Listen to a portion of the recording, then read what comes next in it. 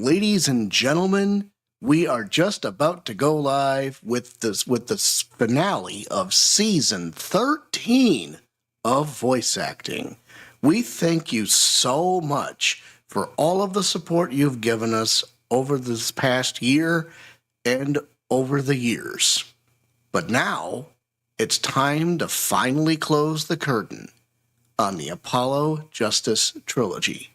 Take it away, package. Ladies and gentlemen, we are live from the Steel Twins recording studio in the cherry capital of the world, Traverse City, Michigan. Introducing your hosts, the Cannonball, the Cannon, the Steel Twins. What's up, everybody? It's Saturday morning, and you know what that means. Cartoons? Well, kind of. Nope.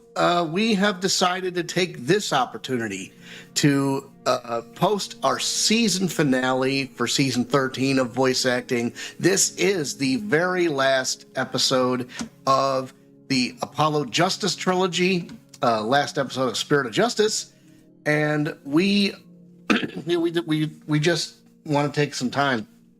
Thank you guys so much for all the support you've given us. You know, when we first started this gaming channel, when we first started doing the Ace Attorney series, when we first started doing our favorite games, I mean, but hey, the party is far from over. And we know that we have the it's 9 a.m. and I barely had my sleep, but we have the next series, the Ace Attorney Investigation series. So you got that to look forward to, and then after that, who knows? But the well is far from dry. Oh yes, we have plenty of ideas coming out of our heads. There's my weekly streaming schedule, Monday through Friday. I take the wheel. We got Nostalgic Monday for you. Legend of Zelda Tuesday. Wednesday night fights. Hot off the steel press on Thursdays, and Super Mario Fridays. Exclusively on Twitch and Facebook, except for like Nostalgic Monday. We bring it to you on YouTube as well for your enjoyment. But yes, and speaking of Twitch, we are still 2 followers away from 100. What are you waiting for? Hop on the Twitch, hit that follow button, and see what we're all about. Yep, absolutely. Yep, we are sitting at 98 followers. We have 160 subscribers on the YouTube channel. Thank you guys so much for that. And I'll check later to see how many Facebook followers we have. But we have like about 204. Ooh, interesting. Piece of candy. 204 out of 100. Okay. 1,000, rather. Right, but still. I mean, I don't know, granted, a lot of those people are following all 3 channels, and hey, that's great. Yes. Whatever floats your boat. Absolutely. But I've been awake all this time, and I'm kind of in a fog. You know what? You know what we need to do? Yeah, we need to energize. Yes, we do. We got the purple C4s going this morning. So I'm going to go ahead and lead the charge with this very last episode of Spirit of Justice. If you have a cap to your bottle or a pin into your can, you go ahead and pull that pin back or twist that cap off with a twisty twist. A package. What time is it? It's time to get bombed. Cheers, Mike.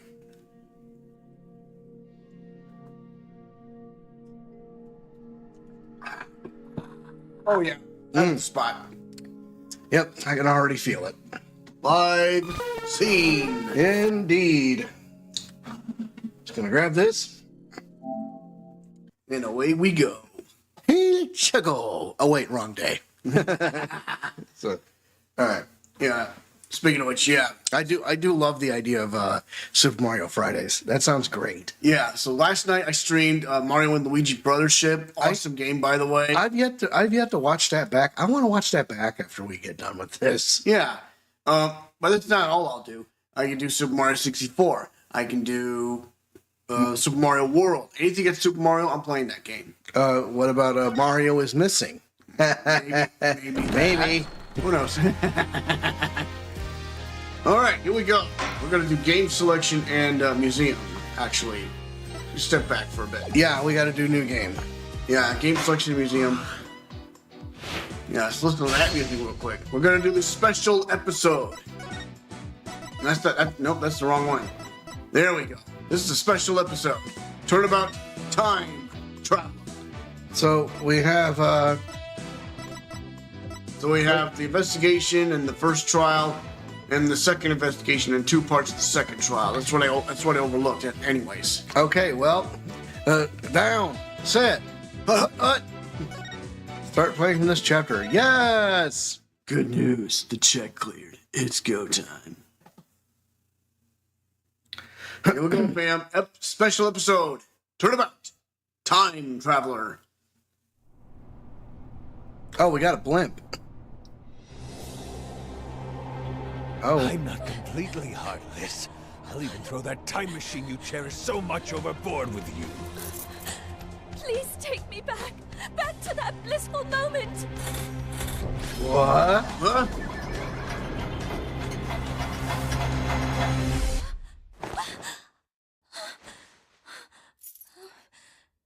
It's almost time for the reception, milady.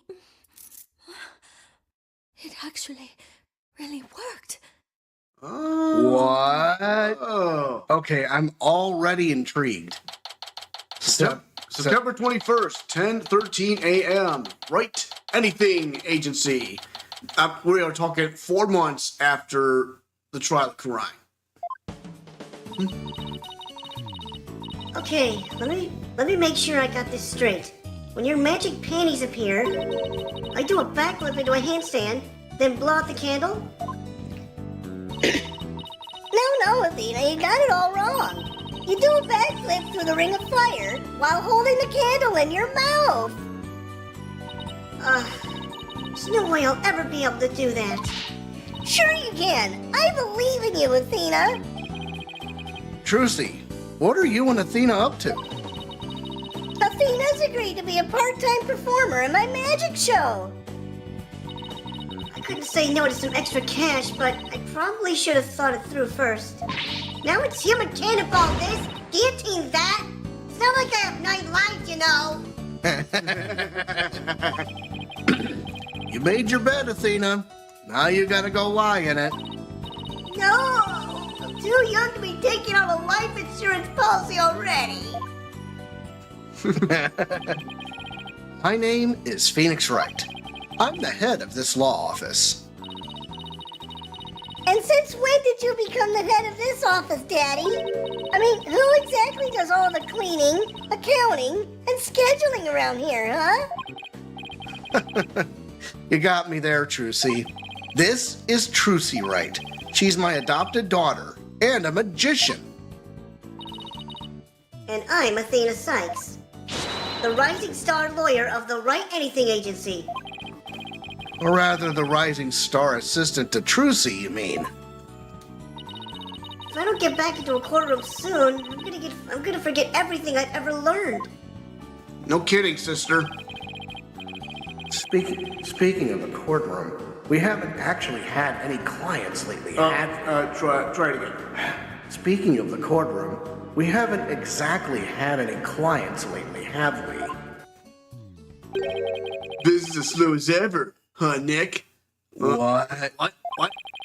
Bet you made more money back when you played the piano. What? Yeah, long time no see. Oh my God, it's Larry Butts. You gotta be kidding me. What the hell is that ridiculous looking, that outfit, that hat? Oh boy, Oh, what is he boy. up to now? Larry? I haven't seen you in years. What brings you here all of a sudden? It's the big news, that's what. Okay. Who's this guy, boss? This is Larry Butts. He's, well, let's just say he's an old friend of mine. So, Larry, what's so big that you had to come and tell me in person? Somebody I want you to meet. Hey, you can come in now. All right. Uh-oh. How do you do? Hi? That dress! Is that a wedding dress? Yes, it is. My name is Ellen Wyatt. I'm a domestic servant, a maid of the Sprocket household. Sprocket? As in Sprocket Aviation? Yes, that's the one. Wow, Mr. Wright. Sprocket Aviation is a really big airline company. You've heard of Rainbow Airlines, right? The one they call RAL for short? Yeah, that does sound familiar. Well, it's run by Sprocket Aviation. I see. But what is a Sprocket family maid doing here in a wedding dress? So actually, we decided to get married. What? You what? I'm not so young anymore, you know. I figured it's time to finally settle down. What? You're getting married? No way. I don't believe it. Besides,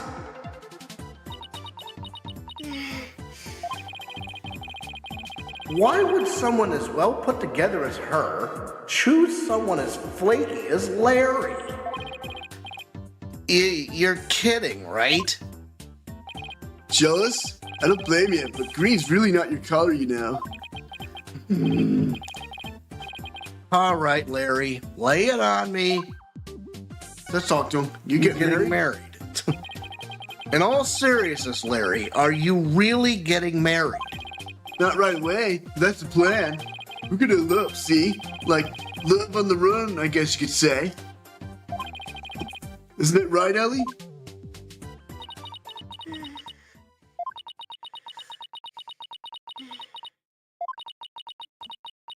Oh, she got... Larry?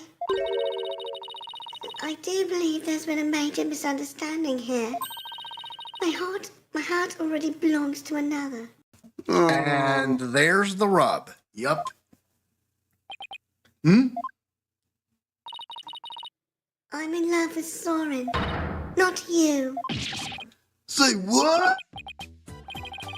That's about what I thought.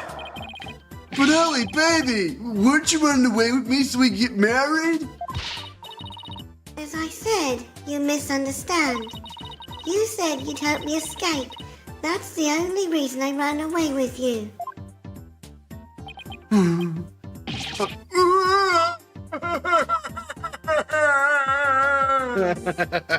Oh, you poor bastard.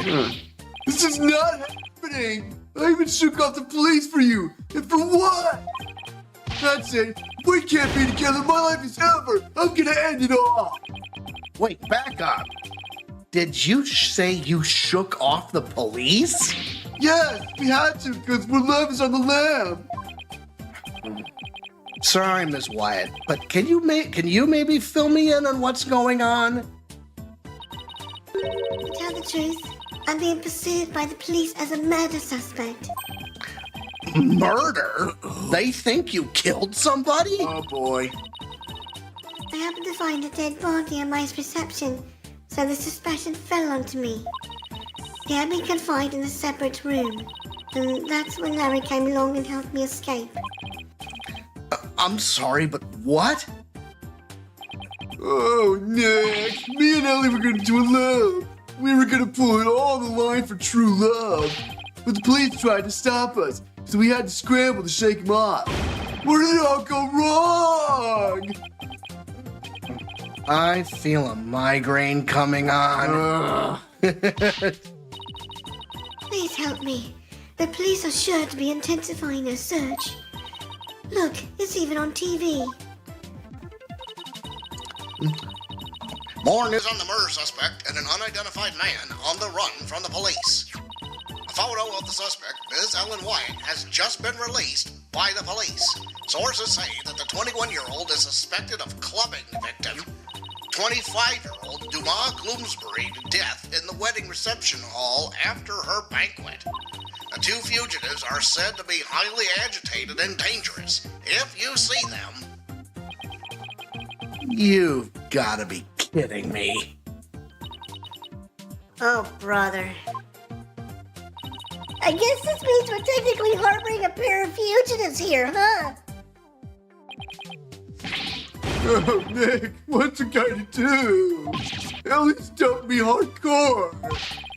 I'm the one who should be crying. Larry.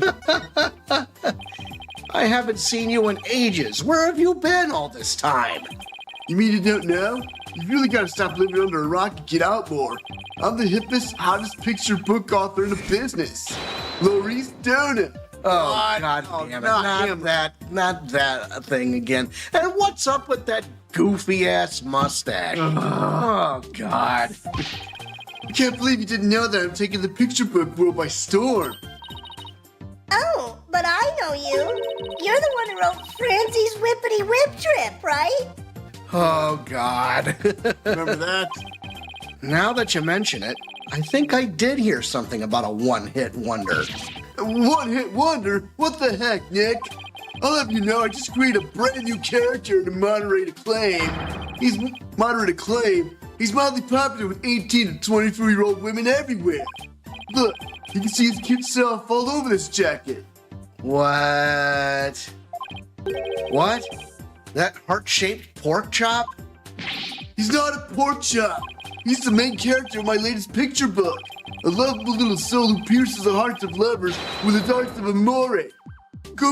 Piglet. Q-Piglet. Piglet. I mean, not that it matters. It's so dumb anyway. And you can see this adorable fellow make his debut in the Piglet's lovely Dobby Lark. Oh, God. You know what? Ugh. In stores now. Are you sure? Because I've never seen that book in stores, now or ever. Well, if you ever do see it, do me a favor and buy a copy or 10, will ya? But I thought you were taking the picture book world by storm. Anywho, you'll defend Ellie in court, right, buddy? Please, I'm begging you. I didn't murder anyone.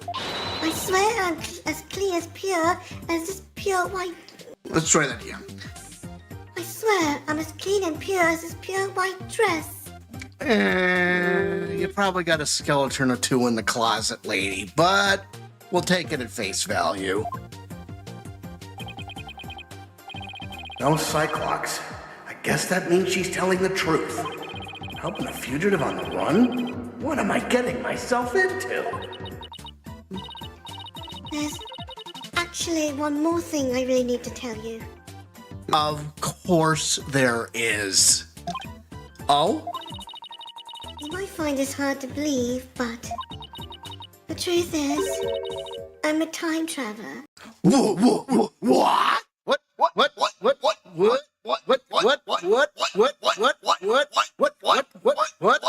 What? A time traveler? Hold on, sir. Yeah, let's take the noise reduction down so the mics can hear us. What? Huh? I'm not sure I follow. After the wedding reception, I was attacked. I was moments away from my death. But then, in that instant, I made a wish upon this pendant around my neck. And I went back in time to just before the reception started. Only this time around, the man who was trying to kill me was already dead. No way. It doesn't make sense. And somehow, I became the suspect for his murder. It's as if history had been rewritten. Now wait just a minute here. I don't understand. Are you saying that... It's the sound of the police. Whoop, whoop. What's going on? Mr. Wright, there are police cars outside. And not just one or two, but a whole bunch. Whoop, whoop. It's the sound of the police. Whoop, whoop. It's the sound of the police. Whoop. Hold on. Daddy, a whole squad of officers has the building surrounded. What? This is the police. There is no escape. Drop your weapons and come out with your hands up. Yeah, Nick, what do we do? Heck if I know. I see a bunch of armed officers out there. 1, 2, 3. 44, 45. Wow, talk about overkill.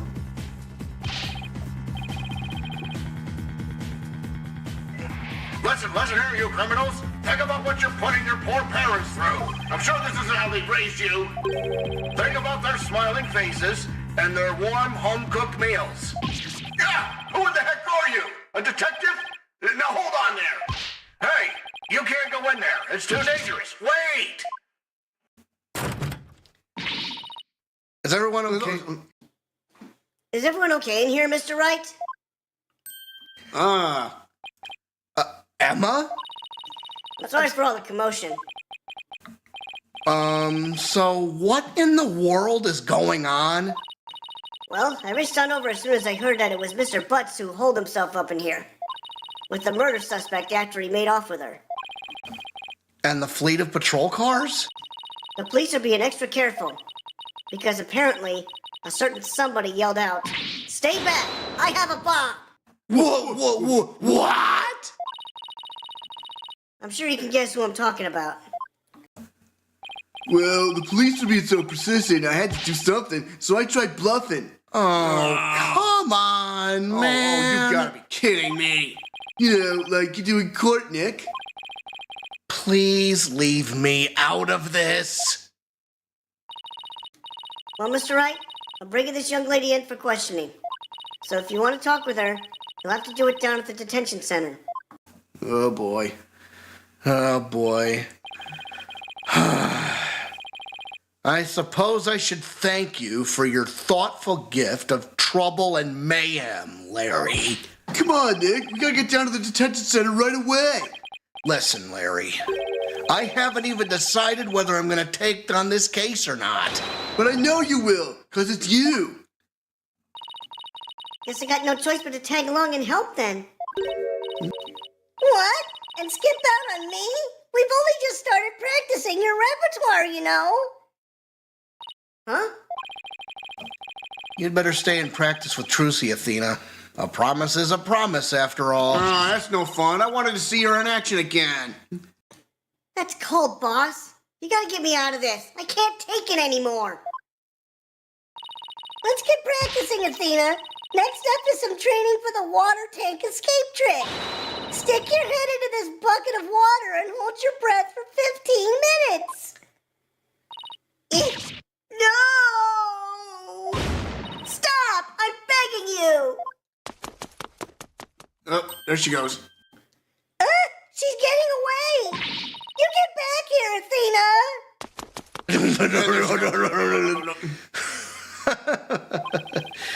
I guess the only person cut out to be Trucy's assistant is Apollo. Well, guess we'd better get to the detention center and ask Miss Wyatt some questions. Especially about that whole time-traveling business she was talking about. Well, let's get to it. Let me see. What's this coat? I just want to see this real quick. Apollo's jacket, Athena's notes, and Trucy's magic props.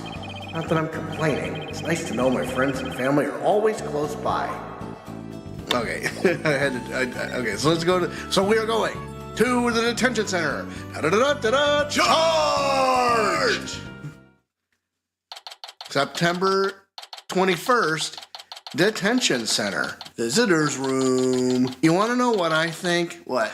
I think that he was alive when he had her against the guardrail. She passed out. She woke up, and then it acted like, you know. Then somebody conked him over the head. Yeah. So yeah, there was no time traveling in this. I almost guarantee it. Mm-hmm. It's not possible. Anyway. Oh, It's you, Mr. Wright. Miss Wyatt, would you mind if I asked you a few questions? Nick is gonna defend you, Ellie. Isn't that great? Larry, I told you I haven't decided yet.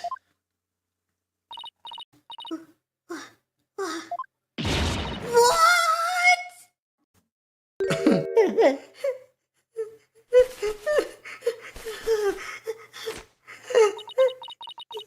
You're not going to take my case.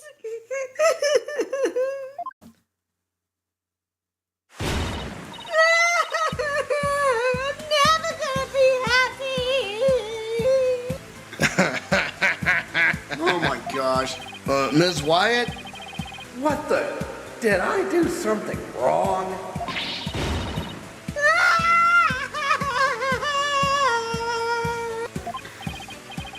Ms. Wyatt, please calm down. I'm innocent, I tell you.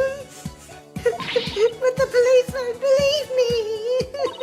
And neither will anyone else. I'm gonna die all alone in a jail cell. How many times have we heard these arguments? All right. I'll do it. I'll take your case. Just please stop crying. Really? You will? The fact that Larry was the one who brought you to me had me a little worried.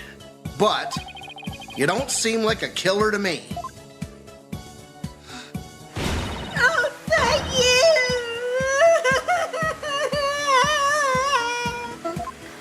you! Wow. This is the weirdest. You know what? We've seen weirder. Thanks, Nick. I knew you'd come through. Did I really have a choice? I guess not. She's a wreck, isn't she? In any case, it doesn't seem like Ms. Wyatt killed anybody. Plus, it's not like I'm up to my ears in work at the moment. Ms. Wyatt, Ellen, let's do this together. Oh, thank you, Mr. Wright. There. It's gonna be okay. Now, try to pull yourself together. All right, just give me a moment.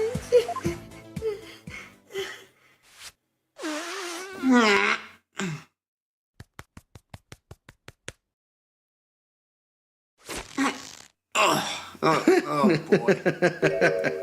Wow. I'm truly grateful to you for taking on my defense, Mr. Wright. Sure, no problem. Wow, she literally pulled herself together. All right, let's talk to her. Suspicion of murder. Ellen, please tell me everything you can about the incident. All right. It happened after the wedding reception. I was attacked by Mr. Glimsbury. Wasn't Bloomsbury the name of the victim in that news report? Maybe I should listen to what she has to say first, though, before I start asking questions. How dare that guy lay a hand on somebody else blushing? How dare that guy lay a hand on somebody else's blushing bride? What a creep! That's rich coming from you. Do you have any idea why he'd attack you? No, but, But what? well, to tell the truth, Mr. Glimsbury didn't seem very happy about me getting married. Jeez, jealous much? What a loser! Mr. Glimsbury had forced me in onto the visitor deck and was going to push me off. Oh, how frightening it all was. I was just about to lose my life, on what should have been the happiest day of my life. So that's why I made a wish upon this pendant. That pendant? Yes, it was a gift from my husband-to-be, Sorin. He said it's a symbol of our love. And so you made a wish on it? You may think what I'm about to say is very strange, but I begged the pendant, please take me back to that blissful moment. That's exactly what she said. Yep. And you know what? It worked. It brought me back to just before the reception started.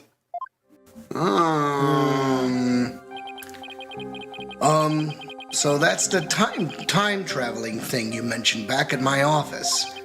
I'm sorry, but I have to say it's pretty unbelievable. Unbelievable!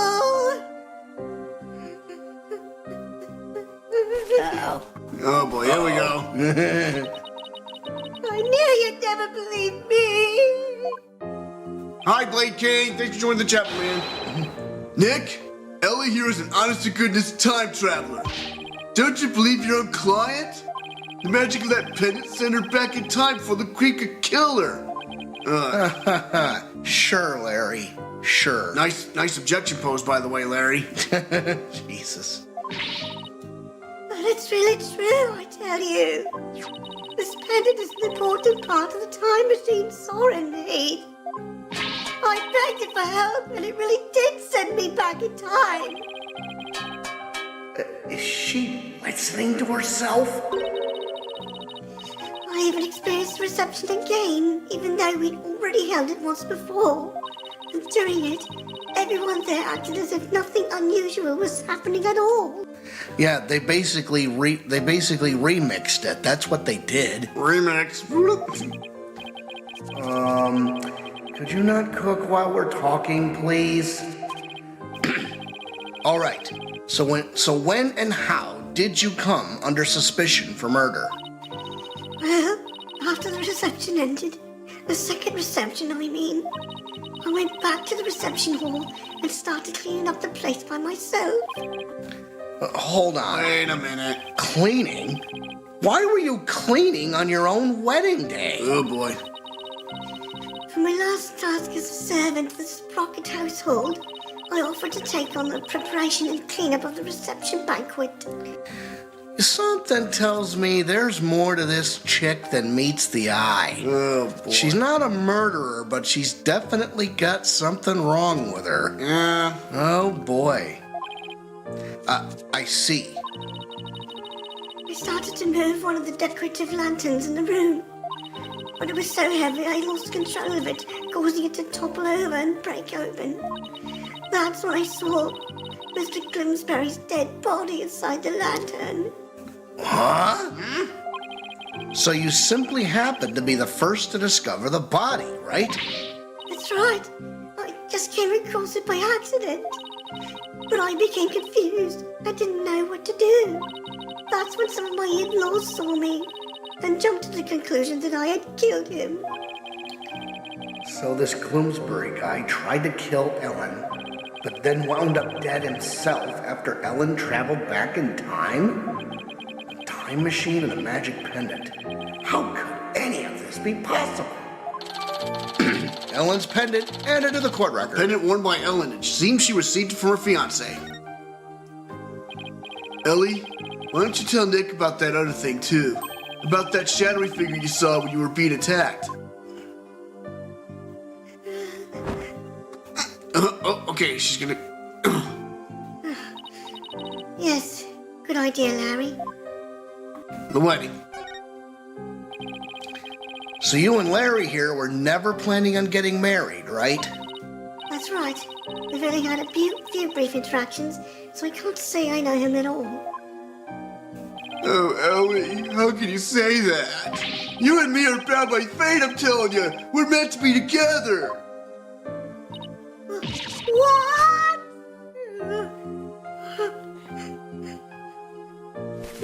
Oh, boy, here we go again. You're wrong, Larry. I've never been so right, baby. It's as plain as the goatee on my chin. Larry, don't make me send you to timeout. Do it! Now, can you tell me about the groom, Ellen? What's he like?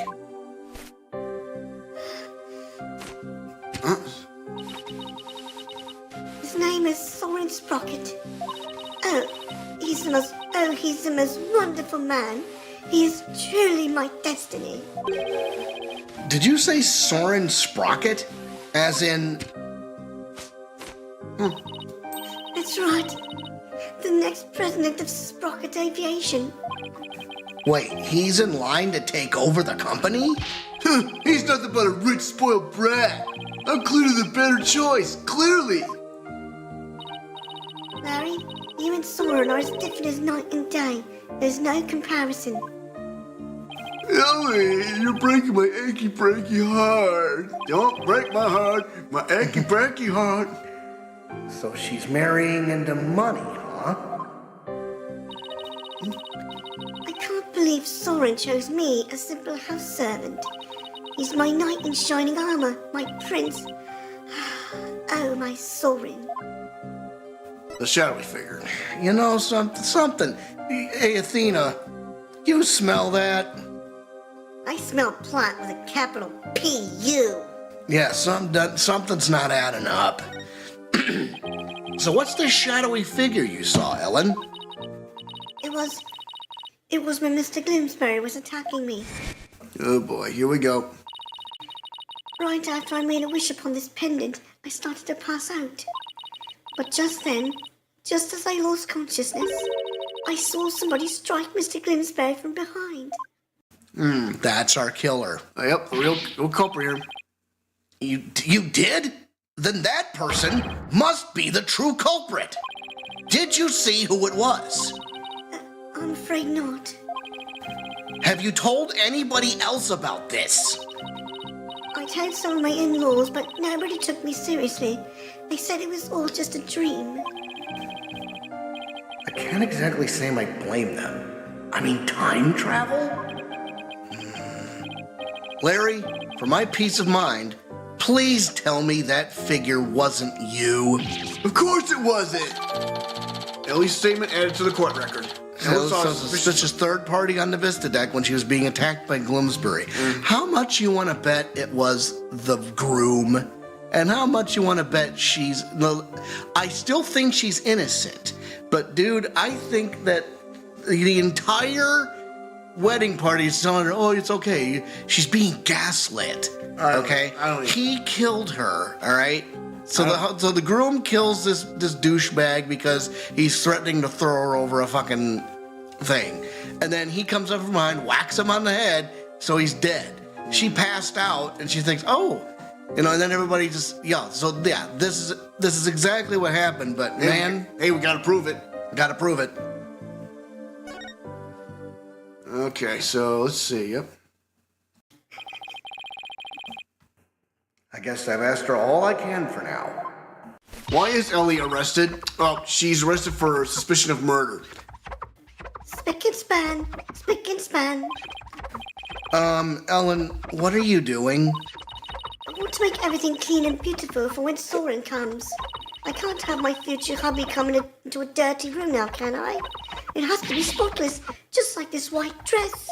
Spick and span, spick and span. Let's hope we can wipe away all suspicion from you soon too. Nick, you better get to the crime scene right away. What? You're coming too? Of course I am. If I solve the crime and reveal the true killer with my super sleuthing skills, Ellie might change her mind about me, you know. You never get the message, do you, Larry? Next up, the Murray Dock at Sprocket Park. Come on, Nick, let's go. Alright, okay. Let's move to the crime scene, I guess. Yep, that's always the best option. Da-da-da-da-da, charge! September 21st, Sprocket Park, Mooring Dock. The Flying Chapel. Oh, look at it. That's a big ass Zeppelin right there. Yeah, buddy, it is. Yeah, so Ellie's been arrested on suspicion of murdering a man who attacked her, but she, traveled back in time and quote unquote traveled back in time. Yeah. So this is Sprocket Park. But where's the reception hall? the reception hall. Oh, that's wow! Looky there. What? What is it? I just spotted me a cute mamacita. Don't wait up, Nick. Hold on. Where's the reception hall? Sorry, Nick. Man's gotta stop and smell the roses when they appear. I am an artist after all. Oh, miss! Yoo-hoo! Oh, boy. Is that... I thought he was gonna take me to the crime scene.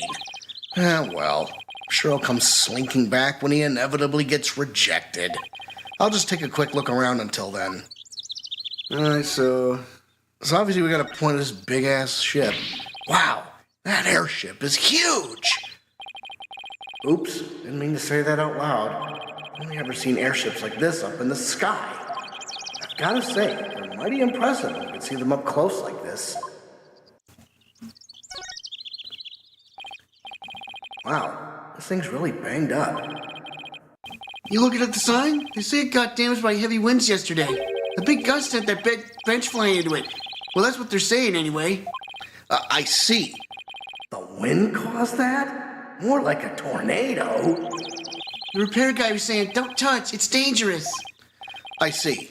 Thanks for the heads up. Poor guy. Looks like it was a lot of work. Yeah, it was. Hey, sorry about that. I actually thought you'd be back sooner. Didn't work out, huh? Lay off, man. I wasn't on my game today. So now that you're done, you mind telling me where the reception hall is already? What do you mean? It's right there in front of you. Huh? Right in front of... Wait, what's that say? Flying Chapel? Do you mean to tell me... Yep. Ellie's reception was on that airship. Whoa, a sky-high reception hall? Yep, and that's where you'll find the crime scene. Man, not only does that airship fly through the sky, but the space-time continuum too. Continuum too. But the happy couple's honeymoon got left far behind when it made that time skip, though. Here, check the airship out for yourself with this pamphlet. Flying Chapel pamphlet added to the court record. Pamphlet for the Flying Chapel. It includes a brief introduction and diagrams of its layout.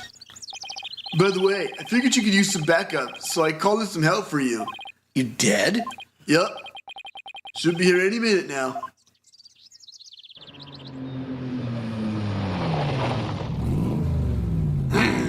Oh, uh-oh. Who is it? That motorcycle sounds awful. Oh no, that's a. That red sports car. Larry, don't tell me you called. You know it, buddy. I trust you've been well, right? Huh? Well, I trust you've been well, right? Surprise! Now admit it. That was a pretty good Mr. Edgeworth impression, wasn't it? Oh my God. Maya, what are you doing here? Larry called me up. He said something about it finally being time for him to tie the old knot. But that's funny. I'm pretty sure he mentioned something about being here with his bride. Maya, I know this is sudden, but please marry me. My God. God damn it. When will you ever learn? Huh? Nick, what's Larry talking about? He was dumped by his bride. Well, by his imaginary bride, anyway. Wow, poor Larry. That's a new low, even for him. But hey, imaginary girlfriends never hurt anyone, right? More power to them. This is Maya Fey. The trio is back. Yep. Back on the block, Back baby. on the block. Yep. This is Maya Fey. She's been abroad for her training as a spirit medium. But now that her training is over, she's back home here in the States. That's right. The new and improved Maya Fey is on the scene. Spirit and girl power at the ready. Look at you, Maya. All grown up and as cute as ever. Ooh, you know what? I just realized something. If I ever got married, I'd miss out on all the fun of always meeting somebody new. I see you haven't changed a bit, Larry. It is Edgeworth. He's back. Edgeworth, I figured that car belonged to you. But when did you become Maya's chauffeur? It's nothing like that. I just happened to run into her en route and picked her up. And by run into her, I mean she jumped down in front of my car. I nearly ran her down. This is Miles Edgeworth. He's a friend of mine and the district's chief prosecutor. I heard he's been busy lately. So what brings you here? Wait, don't tell me Larry called you up too. He did. However, I have business of my own here at the crime scene. Business? What kind of business? Well, let's talk to him. The incident. Just so you know, Wright, I am the lead prosecutor on this case. Oh shit, we got another classic showdown coming up. Yeah, baby. What? You? Yes. It appears we'll be standing on opposite ends of the battlefield this time around. So I'll be up against Edgeworth tomorrow. But I don't get it, Edgeworth. What about this case warrants the personal attention of the district's chief prosecutor? It's a bit complicated, to say the least. Oh, intrigue. In what way? The groom is a member of the Sprockets, a family with immense influence. Ah, that makes sense. If his bride were to stand trial in court, it would sully the Sprocket name. So they tried to apply some pressure on the prosecutor's office. Pressure to settle it amicably, right? What do you mean, settle it amicably? It means that they're trying to sweep this whole thing under the rug. Wow, Sprocket Aviation really has that much clout? Yes, they have especially strong ties in both the political and the judicial worlds, to the point where no one dares to oppose them. Don't tell me that includes you. Don't be ridiculous, right? It's quite the opposite. The prosecutor's office is filled with cowards, as I found out. Every last one of my subordinates was loath to prosecute a Sprocket. So that's why you decided to take on the case yourself, right? That's right. I will personally see to it that justice is served. I always prosecute to the utmost of my abilities, regardless of who I'm up against. For that is a part of my creed. Nothing and no one can sway me from that. Not even the almighty Sprockets. Right. If they think they can use their influence to bend the truth, they have another thing coming. You know, I almost feel sorry for them. They were only trying to protect their interests. Hold that thought for a second. Hey, if you can't get enough of Edgeworth, there's plenty of him to go around, because starting next week, he has his own collection. We're going to tackle that starting next week, baby. Or whenever we can. But all they got instead was you.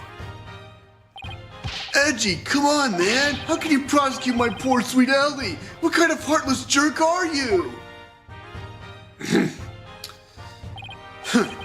I'm simply doing my job. And I'm warning you, Wright. I won't hold back. Not for you or anyone else. Thanks for the warning, your righteousness. Edgeworth. So, how's it going, Mr. Chief Prosecutor? Busy as always, I presume. Of course. Unlike somebody who has too few clients and too much time on his hands. Huh. Guess that explains why your brow is more furrowed than the last time I saw you. Maybe you should learn to relax a little, Edgeworth. Nice try, Wright. But as always, I have no intention of showing anyone any mercy, including you. As inflexible as ever, I see. Besides, I think I've mellowed out a bit with age. So if anything, those furrows should have smoothed out a little as well. Honestly, Edgeworth, are you really that blind to yourself? Excuse me? He's really self-conscious about those lines, isn't he? Edgeworth, about this incident. Don't forget, Wright, I'm the prosecutor for this case. Need to remind you that I'm not in the habit of sharing information with my adversaries. No. I guess we are adversaries for now. And you, Larry. Me? I'd like you to come with me. You have a lot to answer for after that little stunt you pulled with the suspect. But Edgy, we're all pals, aren't we? Personal appeals won't work on me, Larry. Now come along. Yeah, get me out here! You get what you reap what you sow, asswipe. Heck yeah, brother. Is it just me, or is Mr. Edgeworth as relentless as ever? Yeah, I guess some things never change. So much for mellowing out. Well, Nick, we better hop to it too. You know what? Edgeworth is on the right path here because I think Soren killed that guy and tried to pin it on his bride. Ugh. Oh boy. Hop to what? Investigating the crime scene, of course. What else? Just like the old days. It's been a long time since you and I teamed up like this. This is gonna be fun. Fun, huh? It has been a long time, though, since we were last together like this. All right, to the crime scene then. Yeah, and away we go. Let's go. What are we waiting for? Any ideas? Nah. Already searched here, but it never hurts to take another look around. Nah. Nothing else worth looking at here, but... Well, what about this bench? Okay. Strong wind blew this bench straight through the air, apparently. It looks like they fixed the sign, but left the bench right where it landed. I wonder why. Maybe the repair guy just hasn't gotten around to it yet. Now...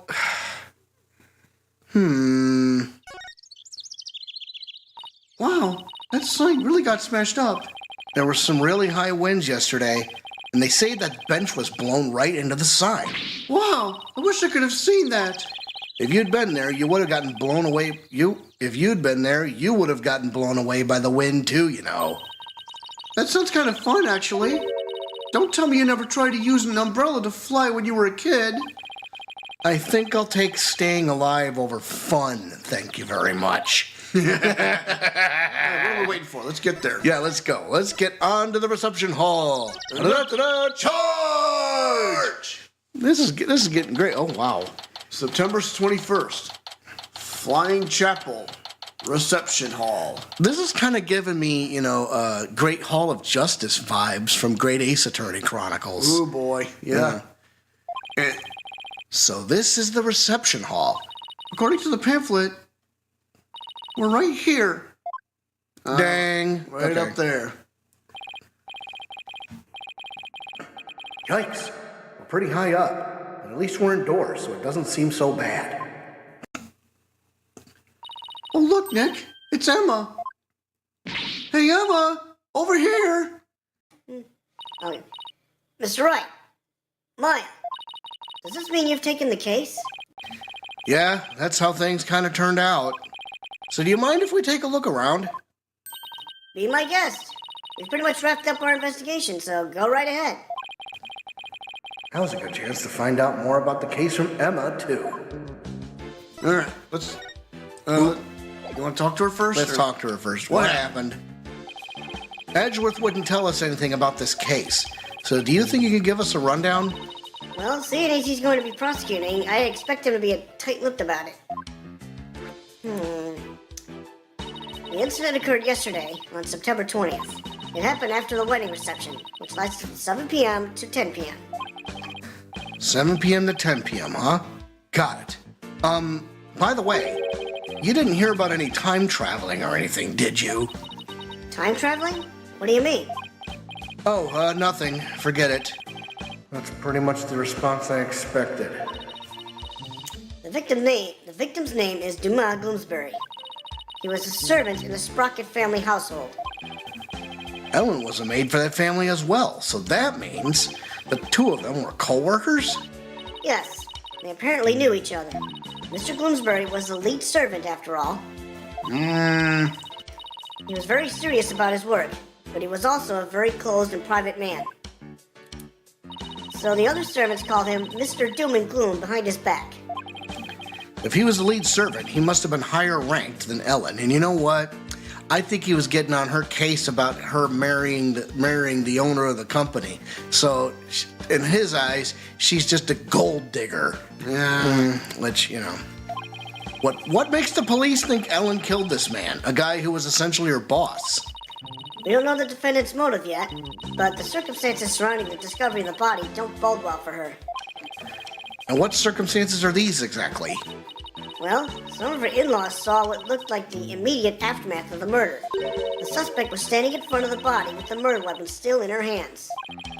But why would a bride who was just about to start a happy new life kill someone? Do the police have an explanation for that? Yeah, about that. They believe the victim attacked the suspect and was killed when she fought back. But why did he attack her to begin with? Well, a mere servant girl was going to suddenly be the wife of the future president. Mr. Gloomsbury must have been more than just a little jealous of her. So this Mr. Doom and Gloom attacked Ellen first? But if she was only trying to protect herself, wouldn't that count as justified self-defense on her part, Nick? It would. There's a good chance she'd be acquitted if we could prove that, but... I wonder what Edgeworth will have up his sleeve to counter that claim. So you can get Soren if he comes up. What? Oh, okay. But wow, a servant girl marrying a future president of such a huge company. It sounds like a modern-day fairy tale. It does, doesn't it? Thing is, not everyone was on board with their union, apparently. The murder weapon. So what was the murder weapon, Emma? This clock with a secret mechanism built into it. It was on display here in the reception hall. The suspect was holding it when the murder was discovered. So the victim was clubbed to death with this, huh? But that's funny. There's no blood on it as far as I can tell.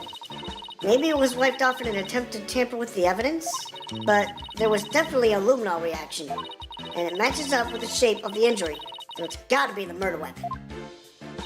What a funny-looking clock. They call it the timekeeper. The idea is that it's a time machine. Every time the couple sees it, it'll bring them back to the memory of their wedding day. A time machine, huh? Come to think of it, Ellen said her pendant was part of a time machine. I wonder how the secret mechanism in this thing works. Timekeeper added to the court record. Murder weapon, double the timekeeper. It's a clock with a secret mechanism. The star-crossed marriage.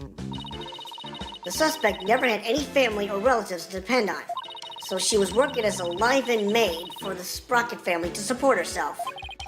So a maid with no family or fortune was set to marry the president's son, huh? Guess it's not surprising that ruffled a feather or two.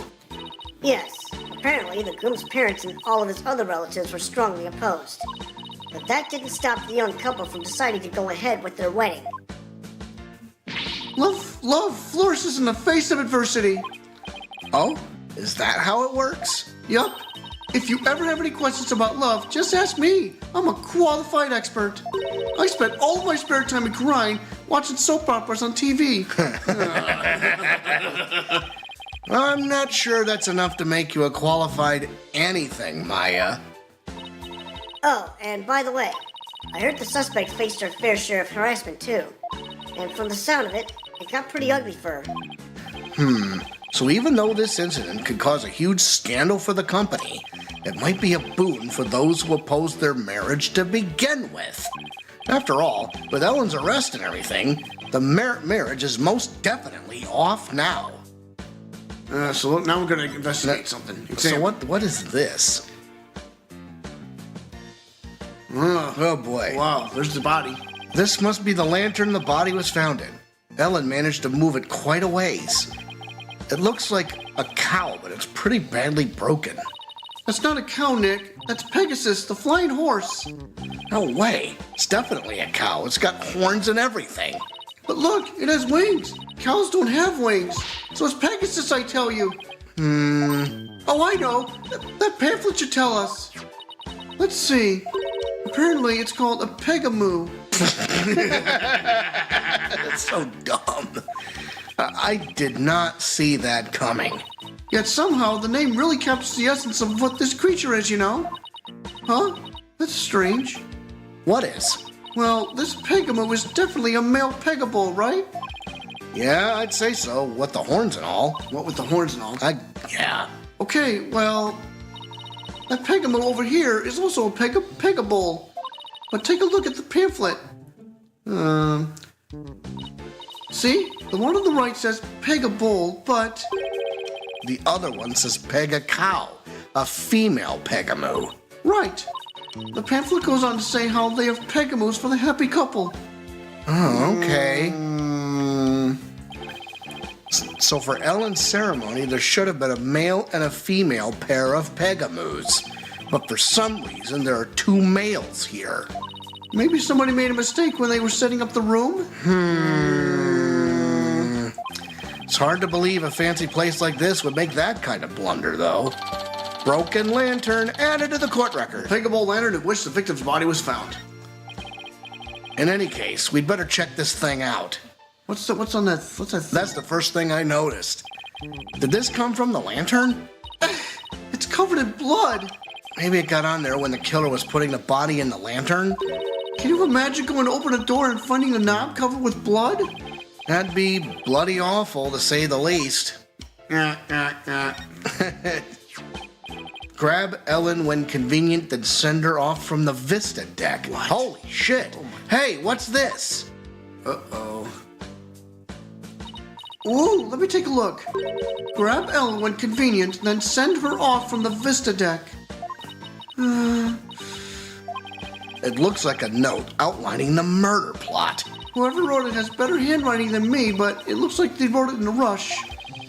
And why do you say that? Because the writing is only smudged starting from the middle of each line. That happens when a right-handed person with a slight hook writes in a hurry. I do it sometimes myself when I'm not paying attention to where my hand is on the page. Intrigue. Dun dun dun. Guess I'll take your word on that, Ms. Bad Handwriting Expert. Hey, even I don't smudge my handwriting this badly. All right. Let's get back to the note. That note was apparently written by the victim. But why would he feel the need to write instructions to himself like this? Are you sure the victim wrote it? I sometimes write a note to myself before I go shopping. Potatoes, carrots, onions, flour. Maya, are you craving curry rice or something? Whoops. So, Emma, where's this Vista deck the note mentions? It's that heliport you see right outside the window over there. So he'd planned on pushing Ellen off from there. What a monster. Yup. Bloomsbury's note added to the court record. Note found near the victim's body. The writing is smudged as though written by a right-handed person. Now the outline of the body. So this is where the body was found. And the first person to find it was Ellen. Emma, what can you tell me about the condition of the body when it was found? Let's see. The victim was apparently hit on the back of the head. Here's a photo of the scene as we found it. Why is there blood on his right hand? Good question. Yeah. Photo of the victim added to the court record. Victim was discovered inside one of the lanterns in the reception hall. I thought this was going to be like a throwaway case, but this is actually pretty interesting. So anyway, let me just send a message to everybody.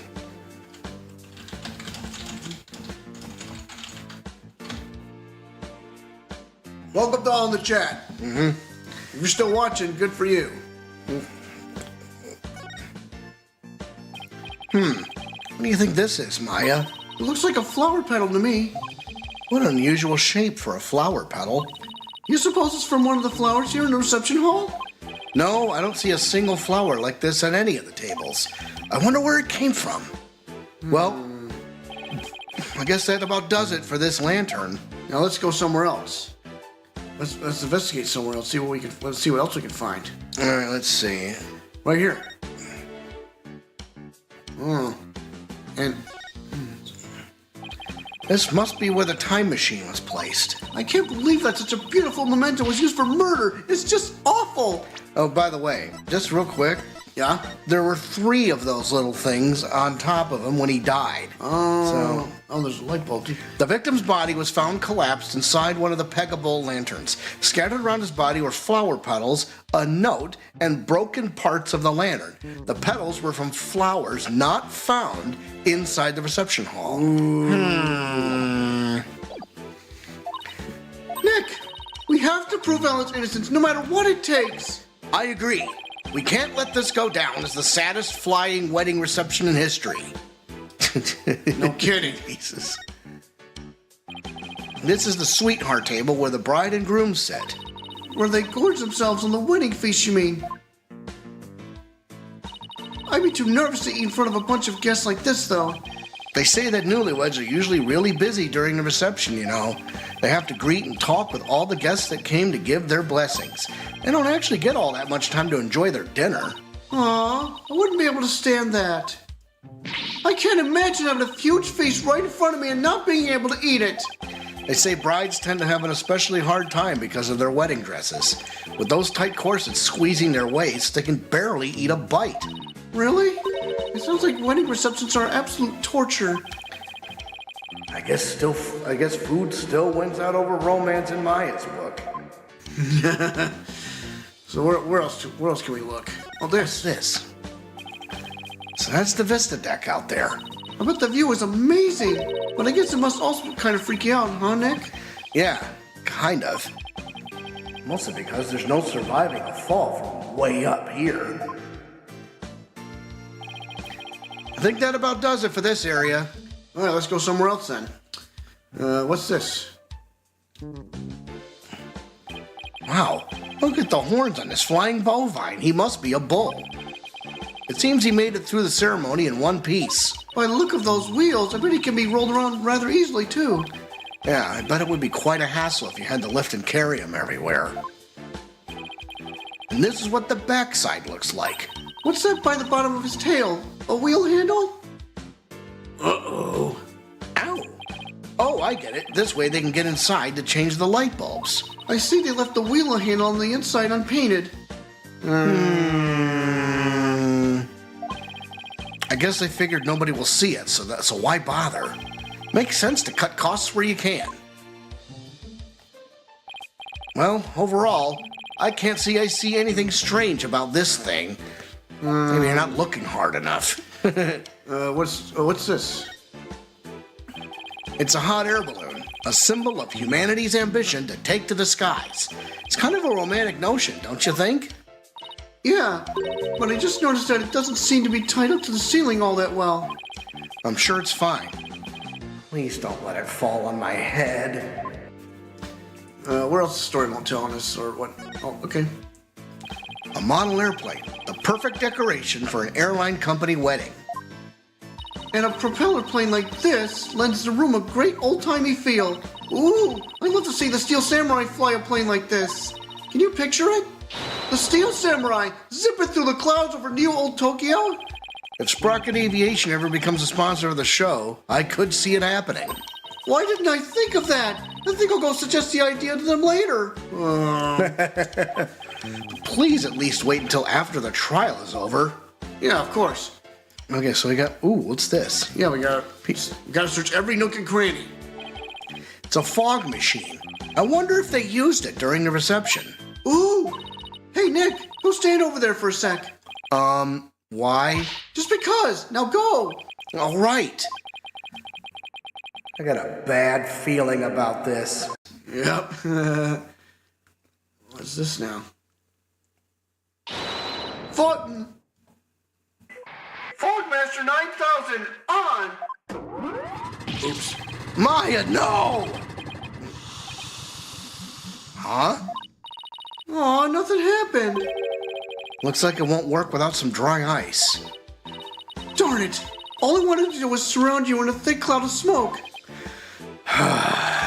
Fog machine added to the court record. Device that utilizes dry ice to emit a large amount of thick fog-like vapor. You know what?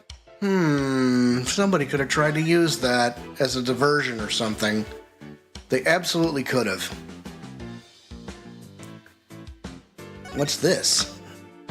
I wonder what this partition is for. I imagine people like the reception staff or entertainers use it. They probably wait behind it while they're on standby. I see. With a partition this size, I bet they could even fit an elephant back there.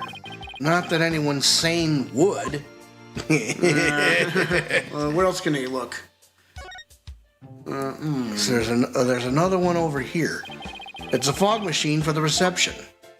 Pretty cool, huh? Don't you dare touch it. Aw, spoil sport. That's because I know how you operate. Another partition. Yeah.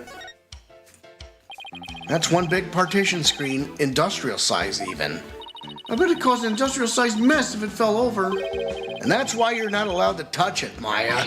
What? And who's going to test how stable it is? Just leave it alone, please. What's that thing on the table? Ooh. That's Larry's wallet. It looks like a business card wallet. I wonder whose it is. That face looks awfully familiar. Yes, it does. Guess I'll bring it to him later. Business card wallet added to the court record. Business card holder with a peculiar yet suspiciously familiar imprint in the center. Oh, that's gotta be it then. Well, I guess that just about does it for the crime scene. Hey, Nick, I want to see the rest of the airship. We might as well since we're here. True, we might even run into some of the other people involved in the case. Oh, there's him. Is this Soren or? That's Soren. Okay, so I got him, right? Yep. Oh, Nick, how long has that guy been standing there? I didn't even notice him until just now. Excuse me, are you with Sprocket Aviation?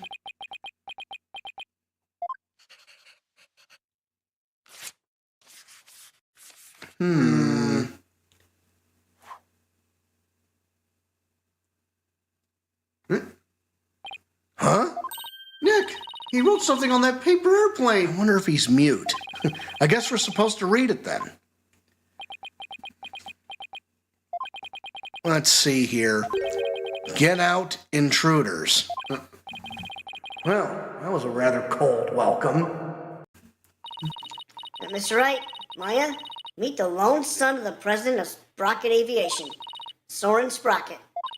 Or to put it another way, the future president of Sprocket Aviation. So he's Ellen's fiance.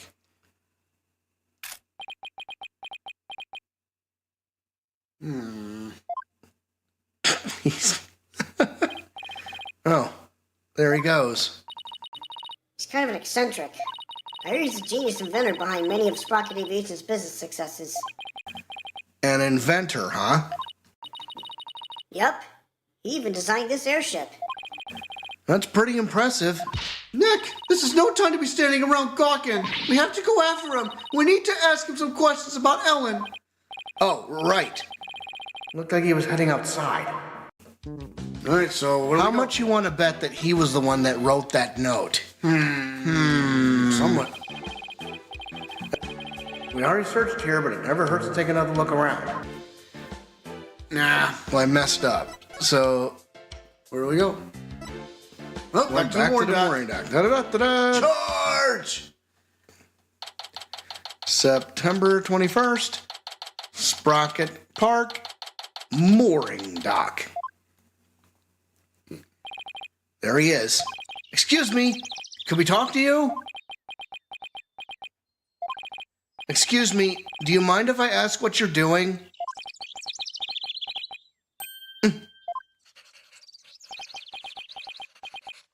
Oh boy. He sure is running up a storm. It is possible. If an enormous change in mass can be detected, then theoretically an actor can retain its form even as it crosses the event horizon. Let's just see what he has to say about Ellen. All right, let's talk to him. It is possible. If an enormous change in mass can be detected at that observation point, then theoretically matter can retain its form even as it crosses the event horizon. Ellen. Excuse me, but we'll be representing Ellen in court tomorrow. So can we ask you about the case?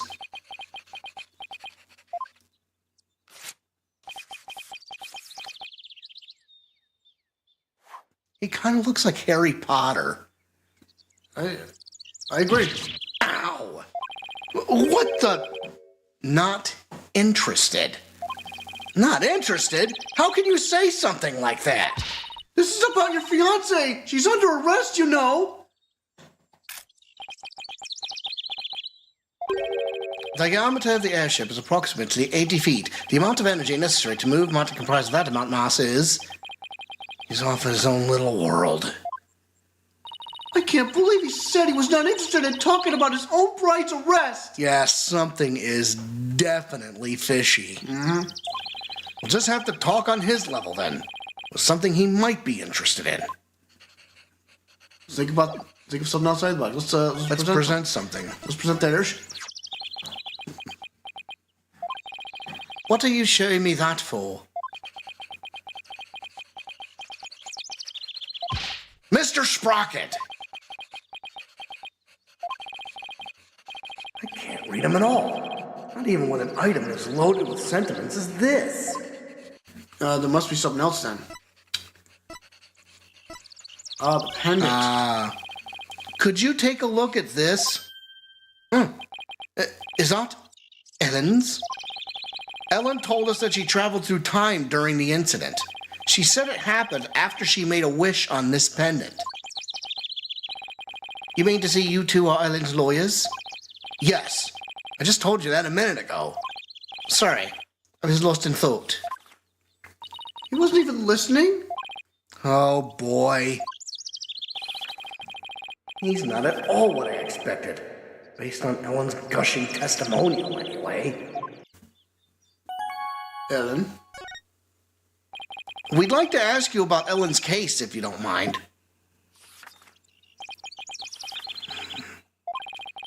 I don't know a thing about it, so why don't you go ask the police? In other words, not interested.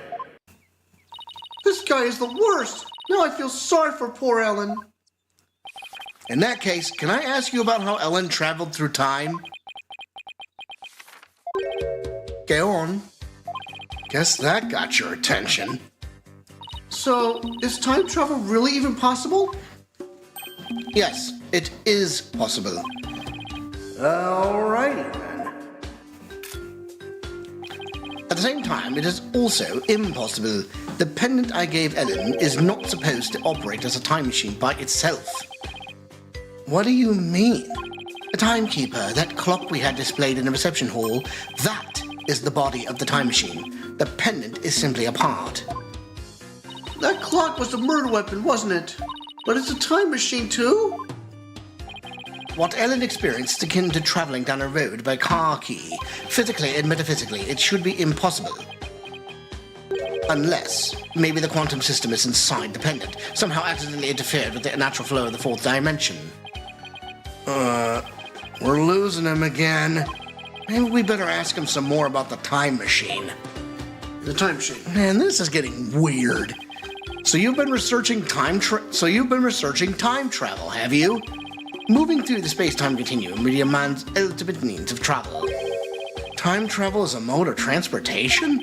Since the dawn of time, man has developed multifarious methods of transportation. Horses, steam engines, gas engines, airplanes, spaceships. But they are all fundamentally similar in that they constitute three-dimensional movement. Travel through the space-time continuum would shift mankind to a new paradigm. I don't know why, Nick, but I'm getting awfully sleepy all of a sudden. For generations, sprocket aviation has advanced the development of transportation.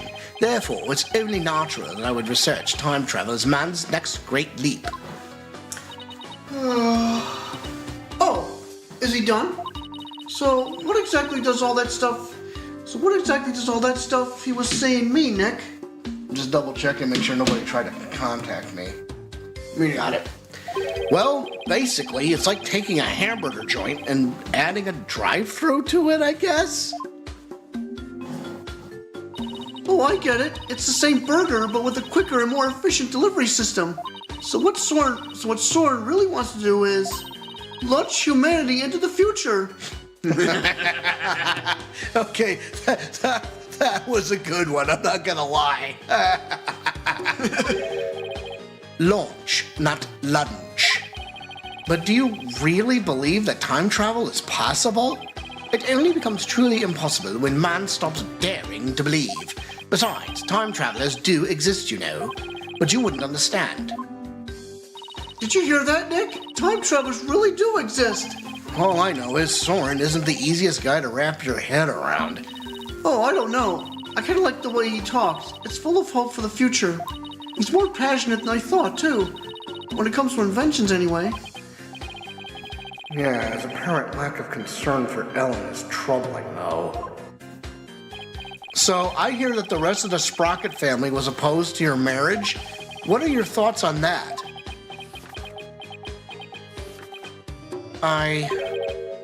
Master Soren? Oh, this guy. It is time for the meeting on next term's project.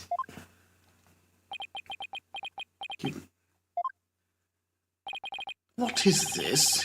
Daydreaming about your inventions again? Tut tut. You are the future president. You must consider the business side too. Keep an eye on this guy. Yeah, he's definitely sus. It is I. I found Soren. Send the car over at once. I'm not interested. Oh, Master Soren, you do give me quite the headache at times. In any case, your attendant is waiting. Please go to him now.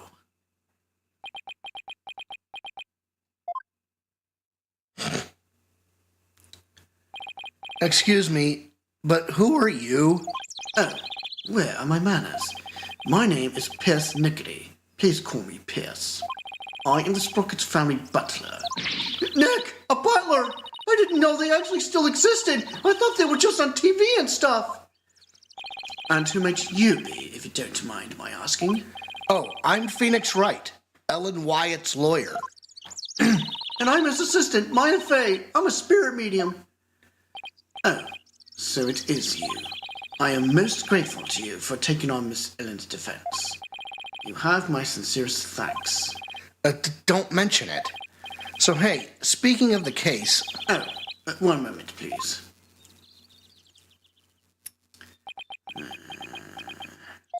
Wow, what a beautiful pocket watch. Oh, this? It's just a bit of a good luck charm. That's one expensive good luck charm. And I guess it makes sense. Knowing the time is pretty important in his line of work. So I guess that pocket watch is as important to him as my attorney's badge is to me. There's little time before I must attend to Master Soren again. Why not come to Sprocket Manor? Huh? You mean to Soren's home? As a token of appreciation for taking on Miss Ellen's defense, I would like to serve you some delicious tea and refreshments.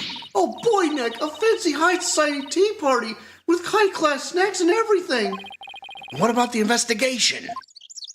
Are you kidding? What better place to investigate next than Soren's house? I don't know. Do you really think his house is going to give us any new leads? Of course it will. I say we take the butler up on his kind offer and go to Soren's place. All right. You win. Very good. To Sprocket's Manor, then. All right, then let's get to it. I guess that's where we're going next. Da-da-da-da-da. Charge! Here's the question. Who wrote that note? September 21st, Sprocket Manor, foyer. Now, it's... okay, so either the butler did it, or Soren wrote the note, but he didn't kill him either. Mm-hmm. Soren's not a killer. He's way too interested in, technology and shit. Mm-hmm. So, I don't know. Wow, this place does not disappoint. Ooh, I'm so excited. Whoa, slow down, Maya. The mansion isn't going anywhere. Now then, we won't have to worry about anyone untoward eavesdropping here. What? I take it you wanted to ask me some questions? Huh? That's why you invited us here? I'm sorry to have tricked you like this, but this is a murder after all. I couldn't talk openly about it in public and risk sullying the Sprocket family's reputation. Aw, I was really looking forward to all those fancy snacks, too. There, Maya. Don't cry. This Pierce guy is one shrewd man. Hey, Nick! Look at that cute vintage radio! Radio? Oh, that thing over there under the stuffed bull's head. I'm gonna take a closer look. Oh, you big dummy. I thought I told you to settle down. I'm sorry. Not to worry. What in the world? No freaking way! He fixed it?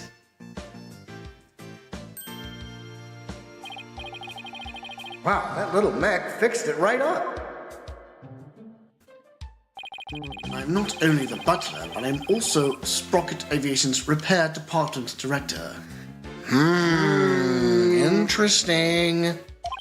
One might say that patching things up is my specialty. That was incredible! What is that little doohickey on your shoulder anyway? It's my fixer-upper shoulder merc. Master Soren made it for me. It has too many features and functions to effectively enumerate at the moment, though. That's so cool! I wish I had one of those! Fixing things is a simple matter, but fixing people is a different matter. Even a skilled physician can't bring back the dead. Oh, but forgive me. I seem to have gotten sidetracked. He must be in shock over Mr. Gloomsbury's death. Still, I do need to ask him some questions about the case. I should take a look around to see what I can find out while I'm here, too. Look at this. Fixing people is a different matter. Even a skilled physician can't bring back the dead. Why does that sound like that's going to be important? I don't know. Well, all right, Let's talk. The first thing I thought of was, what's this? Excuse me, but there's a card here on the floor. Well, look at that. It's a Flying Chapel key card. The Flying Chapel? What areas on the Flying Chapel require a key card, if I may ask? Those are the areas we want to keep the public out of, such as the staff room and the hold, which is chock full of machinery. So you can't enter those areas without a key card? That's right. This one here belongs to Ellen. Wait, what's Ellen's key card doing here? Did Ellen come back here after the incident occurred? I don't believe so. And she was arrested by the police straight away this morning. Although, there was a strange man with a gaudy jacket in there here earlier. But, was that man wearing a beret by any chance? Yes, he was, as a matter of fact. He was also wearing sunglasses and a fake mustache. I knew it. I knew it. The only question is, what was he doing here? Well, let's... Oh, are those pictures of the wedding reception? Yes, I took them with my trusty camera here. Do you mind if we have a look at that photo? Be my guest. Take as long of a look as you'd like. I got 4 viewers here. Oh, wow. Look at this. Oh, Well, what do you think of this gorgeous dreamscape? damn, that's nice. Yeah. A thick fog billows across the room, making it look as if the couple were walking on clouds. Wow, look at how beautiful Ellen is here. She looks a little nervous, though. She does, doesn't she? Hey, look, there's Pierce. Where? Oh, there he is. Yeah, and he kind of looks perturbed. I don't know. Really? Where? Right there, behind the sweetheart table. Oh, there he is. I see him. Yep. Right there. Hey, you're right. I bet he was there attending to the happy couple the whole dinner. So what do you think, Nick? Does anything in this photo stick out at you? No, not at the moment anyway. Photo of the reception added to the court record. Photo of the reception taken by a relative. Much of the reception hall is observed by the thick fog. Yeah, well, I'll tell you what. Something's up. Oh, yeah. Something's... Hey, Nick, if Ellen really did travel back in time, do you think this photo is of the second reception? You know, after the time jump? I wonder. Excuse me, sir? Yes? Can I help you? Ellen told us she traveled back in time. Would you happen to know anything about that? Oh, no. I haven't the foggiest idea what you're talking about. He clammed up faster than a clam. Yep, he is definitely suspect. All right, what's this? Hey, Nick! Now here's a real lady. Oh. She looks smart as a whip, doesn't she? I wonder who she is. We didn't see her on the airship. I wonder if that's Ellen. No. That is Selena Sprocket, Soren's elder sister. Beautiful and capable, she was a great lady. Was? Soren's sister. I think I see the resemblance. Maybe I'll show Pierce this photo later and ask him about her. Selena Sprocket photo added to the court record. Photo of Soren's older sister, Selena. Looks like it was taken in some kind of office. Oh, you want to talk to him now, or? What's this? Oh, it's the bridal bouquet. Hey, Nick, how about I throw it? and you try to catch it. Why me? Just because. I bet you look hilarious flailing around trying to grab it. Doesn't tradition dictate that it's the ladies that go after the bouquet? Who cares? Just catch it. Here. Whoop! Ow! Hey, you threw that right at my face. Oh, you don't want to catch that bouquet. Trust me. Why not? They say it's bad luck to catch the bouquet of a marriage that doesn't last. But I already caught it. Whoops. Too late now, huh, Nick? Okay, let's talk to him. The incident. About the incident Miss Ellen was arrested for. Do you think she did it? Well, I can't prove it yet, but no, I don't think she could have done it. I guess you could call it a gut feeling.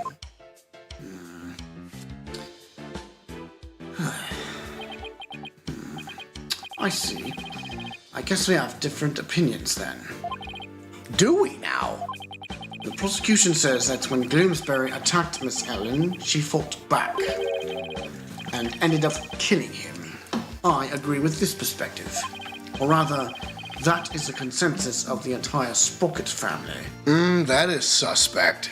But then it could just be self-defense. Even so, I heard an interesting story from Chief Prosecutor Edgeworth. I heard that the Sprocket family had tried to pressure the prosecutor's office into burying this case. I fear you are mistaken. All we sought was merely a legal consolation. Besides, none of it matters now, as she is no longer a part of this family. Fortunately for us, they had yet to get their marriage license before holding the banquet. So basically, once they realized they couldn't sway the prosecution, they cut her loose. I realize how callous I must sound, but my duty is to protect the Sprocket family, and more specifically, Sprocket Aviation's future and Master Soren, whose genius is essential to the company. I will do anything to achieve that goal. That is my job as the Sprocket family butler. You know, I think Pierce and Mr. Edgeworth would get along really well, don't you think? Yeah, I could easily picture Edgeworth with a butler. Oh, and by the way, I suppose I should tell you about this as well. It's about when the members of the extended family and I discovered the crime. Time travel. Did Ellen say anything to you about traveling through time?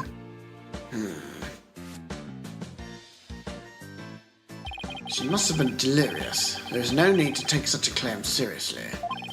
Soren himself said that time travel was possible, though. Master Soren said that? It sounds like he is still stuck in the past. He's psychologically stuck, I take it. Ring, ring, ring, it's phone. Excuse me.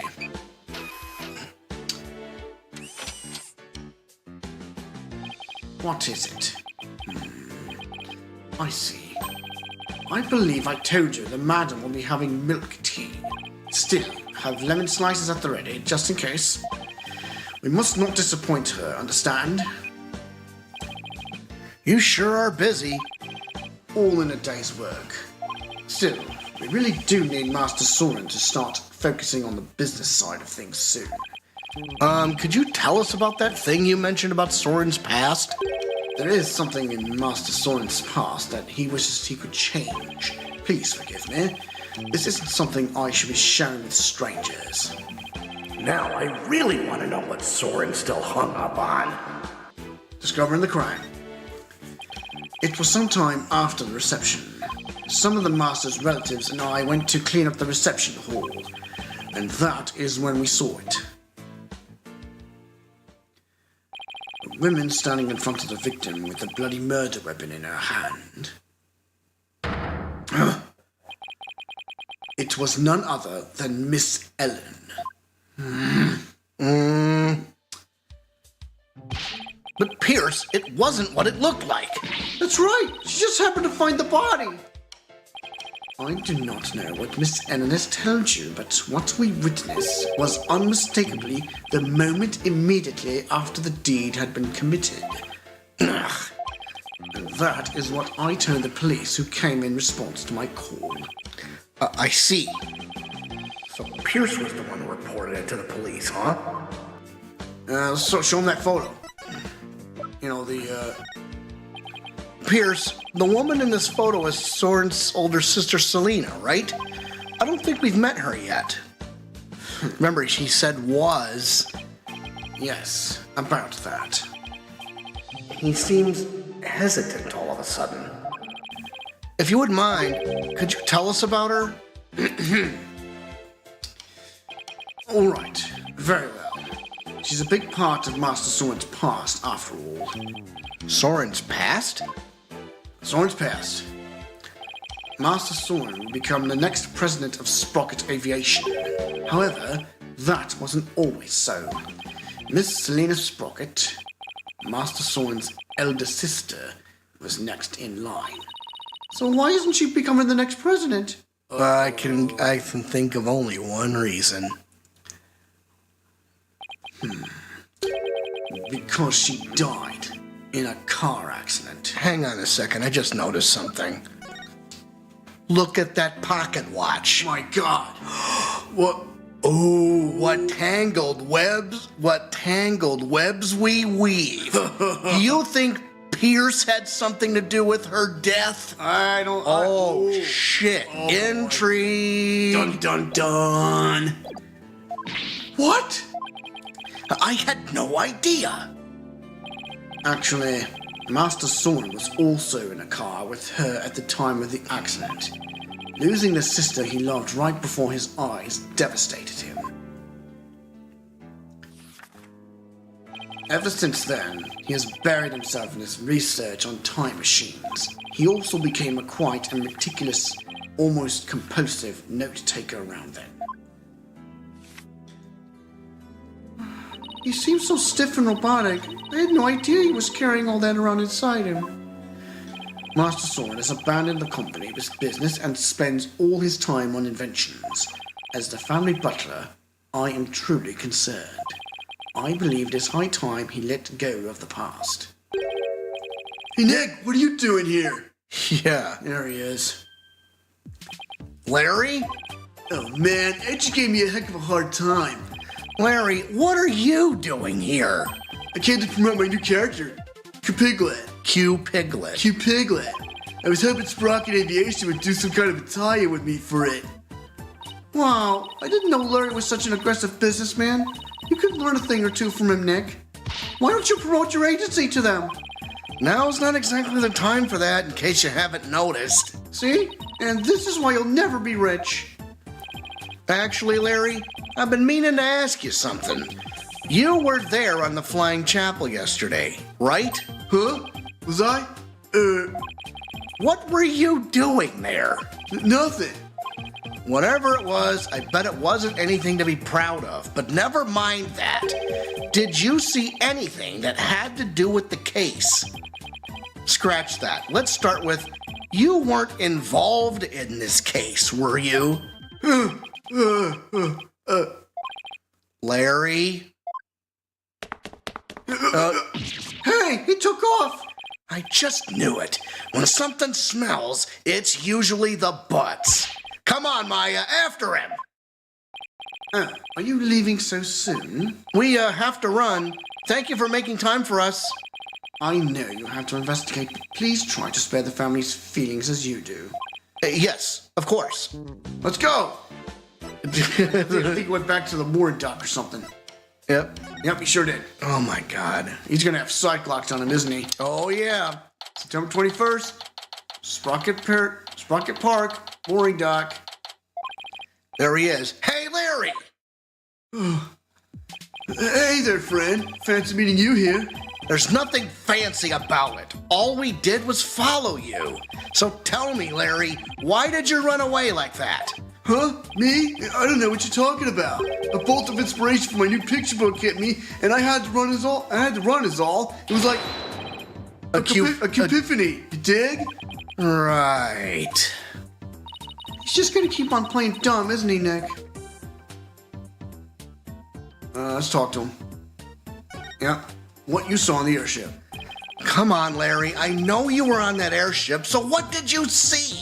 I didn't see anything. I didn't see anything because I was never on that stupid airship. Yeah, here we go. It. Cyclops.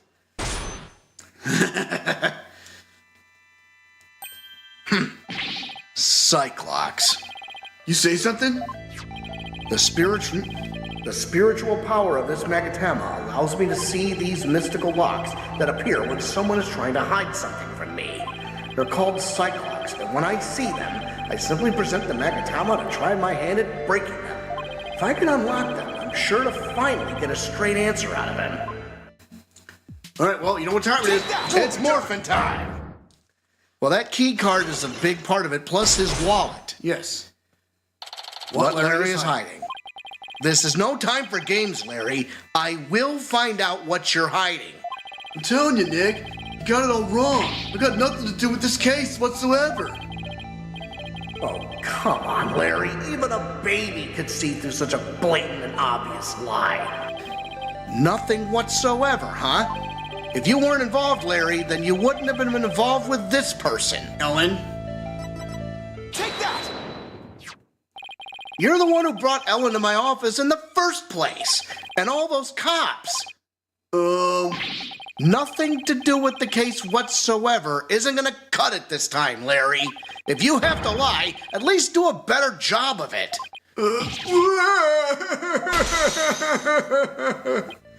Don't diss me, Nick. If you're so convinced I'm lying, then let me ask you this. What makes you think I was on that stupid old airship anyway? Let me see some proof, if you got any. Doubling down, are ya? Fine.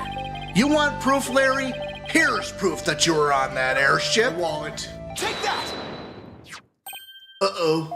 This is your business card wallet, isn't it, Larry? I found it in the reception hall. Yeah. Time to come clean, Larry Butts. What exactly are you hiding? All right, fine. You got me. I'll tell you everything. That was simple. That was way too simple. Unlock successful. All right, let's... Oh, boy. So, tell me what you saw on the airship, Butts. Larry, what were you doing on that airship anyway? Well, I went there to deliver the welcome to our wedding sign they ordered for me. Huh? I didn't know you took on real jobs like that, too. Well, for your information, my wedding welcome signs are very popular on the net. And that's how you met Ellen? Uh-huh.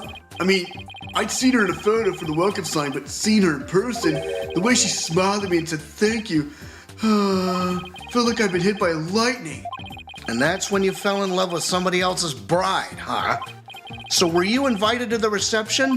Can you believe they tell me only family and relatives could attend? They wouldn't even let me into the reception hall. Smart move on their part, I'd say. I got upset and started wandering around the airship. That must be when I dropped my business card wallet. So somebody else must have found it and brought it to the reception hall then. But you know what? I saw something incredible while I was on that flying chapel. Like? Get a load of this. Here we go. Oh. Well, what the heck is this? What do you mean, what is this? Isn't it obvious? It's a drawing. Hey, wait a second. That looks awfully familiar. Oh, boy. I sketched a picture of one of the cabins on the airship. So what's so incredible about a cabin? Look at what was outside the window. A bird?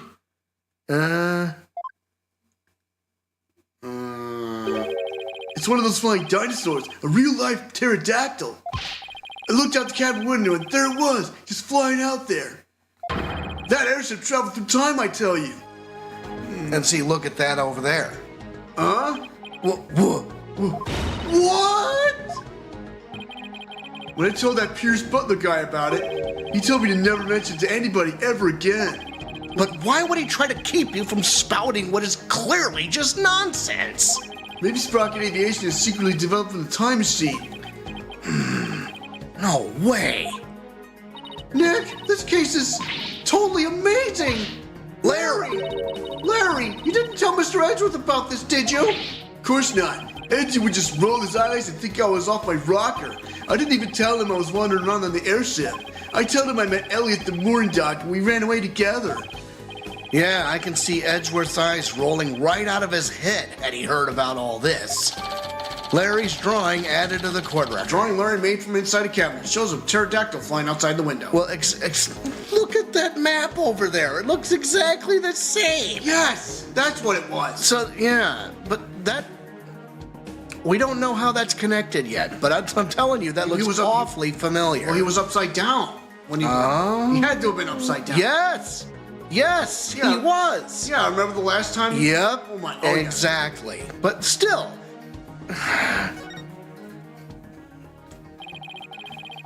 So Larry also experienced a time slip somehow.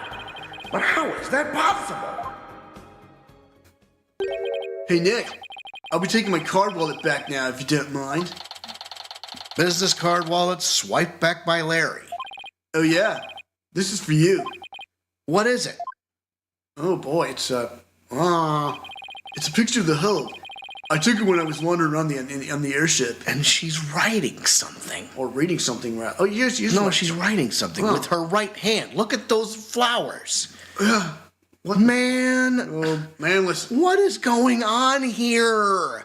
You mean to tell me she's the one who wrote that note? Oh, boy. Oh, boy. See? There's Ellie right there in the middle. The hold? Oh, boy. Yeah, see? It's right here in the diagram. And there's a picture of a bull moo there. Okay, so now I know where the hold is. But what was Ellen doing there? Well, they were using it as a preparatory for the reception. I see. And around when did you take this? Before the reception. I took it while Ellie was getting everything ready. So this was taken before the incident occurred. I don't know if it'll be of any help, but thanks for this anyway. Photo of the hold added to the court record. Photo of the hold, stealthily taken by Larry. Ellen can be seen near the center. Yeah, and we'll take a look at it for a second. Let me take a look at this. Look at that Pegamoo. Yeah. See, there's the two statues, but what's the second Pegabull doing there? I don't know. Oh, man. Okay. Anyway. Oops. By the way, Larry, I heard that the door to the hold is controlled by a security system. So how'd you get in there? That's a trade secret. Can't tell you. And the hits just keep on coming. Well, I guess that's basically a wrap on the investigation. not quite, Nick. I want to meet Ellen, too. Oh, that's right. You haven't met her yet, have you? Okay, let's head over to the detention center then so you can say hi. All right, let's go. Charge! Yeah, he used that key card. September 21st, detention center. Visitor's room. No. Why? Please understand. Please understand that this is in Master Soren's best interest. This is the butler, I think. Please understand that this is in Master Soren's best interest. Sounds like Ellen's busy talking with someone. Oh, good catch. The next president cannot be married to a criminal. It would disgrace Sprocket Aviation. Miss Ellen, I need you to forget about this marriage. Pardon us. If it isn't Mr. Wright, So, their marriage is definitely off? there is no other choice. We cannot have a criminal in the family. For the sake of Master Soren and the Sprocket family, this is what is best.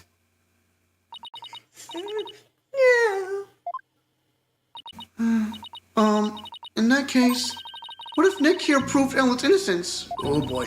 Then you wouldn't have a criminal in the family, right? I suppose you are right, but I'm afraid that would be impossible. That's not true. Not for Nick. He may look like a nobody, but he can do some pretty amazing things. I don't take cases on lightly, so rest assured, I will prove her innocence. Mr. Phoenix Wright, I understand your name is quite well known in the judicial world. For better or for worse. Pierce, I want you to promise me this. If I can prove Ellen's innocence, then you won't stand in the way of Soren and Ellen's marriage. Very well. But not even the most talented lawyer in the world can change reality itself. And the reality is, Miss Ellen is guilty beyond a shadow of a doubt. I believe that's where you're wrong, Pierce. I'm clean. I swear I am. Obsessively, compulsively clean. Just as clean and pure as this pure white dress. Fine. You have my word, but you will be the one to regret this promise. Now, if you will excuse me. It's a guy with a monocle. Of course he's the bad guy.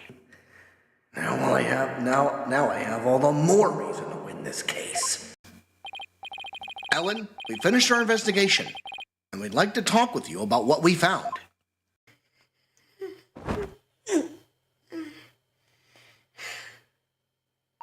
Okay, so what did you find out? Alright, let's talk to her. Oh, I'm going to present this photo right here. What can you tell me about this? Oh, never mind that. What about Soren? Oh, Soren. Do you suppose he hates me now? I really couldn't say. Oh, what if he doesn't love me anymore because of all this? Whatever shall I? No, she's gonna start crying again. I really don't think he hates you, Ellen. You don't? Really? Yes, really. Probably. So don't cry. You'll only cause him more heartache if you do. Yes, you're right. As a sprocket bride, I have to hold my head up high at all times. I'd better really watch what I say around Ellen. Alright, so... Let's just talk to her. Investigation results. In the course of our investigation, we heard that you had been seen standing in front of the victim with the murder weapon in your hands.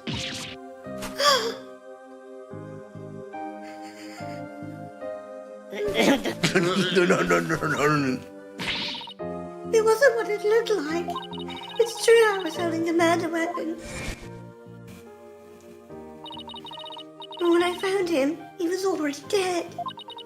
I panicked, and I was hoping I could go back in time again, like I had done earlier. So I picked up the timekeeper from the pedestal and brought it over without thinking. You were so desperate you were ready to try anything, huh? Unfortunately, that sort of behavior makes you an easy target for the prosecution. No. And as for your little trip through time, none of your in-laws could confirm your story, I'm afraid. I see. The only exception is Larry. He said he saw something.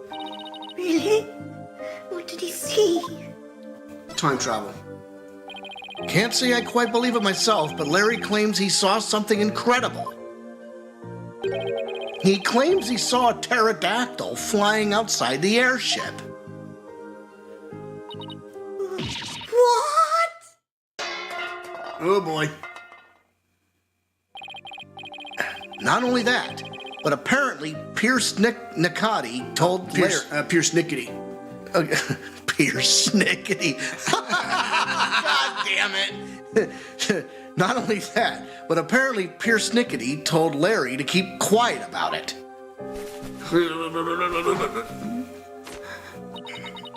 But why would Pierce do such a thing?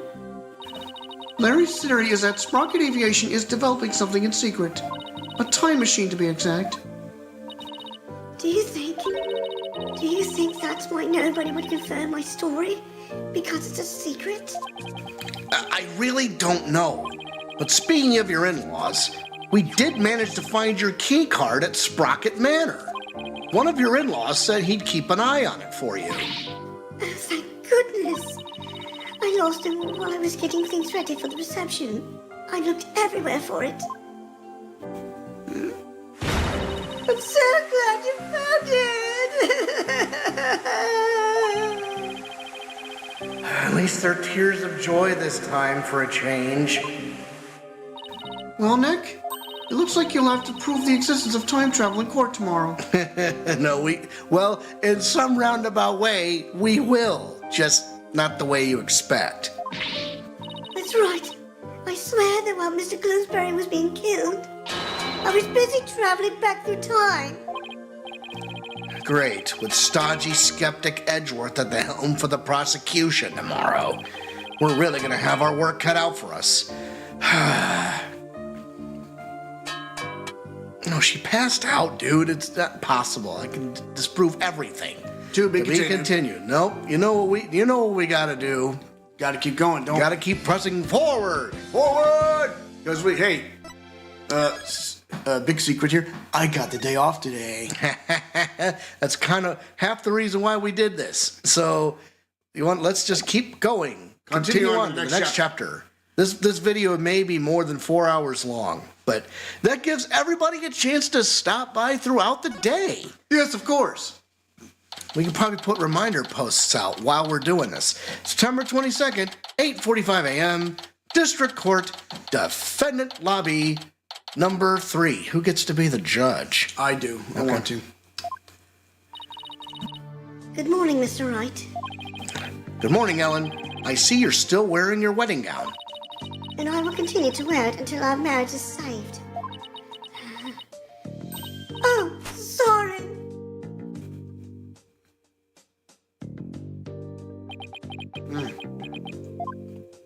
Do you think he came to see how he's holding up? No, probably just gonna watch shit from the gallery, or he's a witness. He may be a witness, yeah. Soren, my love. You came all the way to the courthouse just to see me. Oh, Soren, I don't know what to say. Blueprints.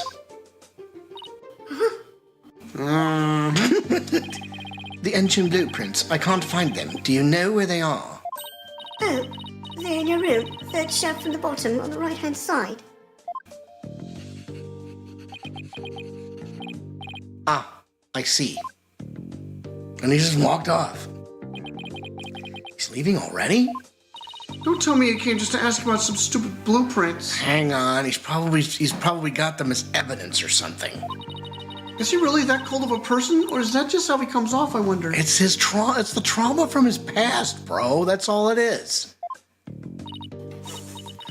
What about me, Soren?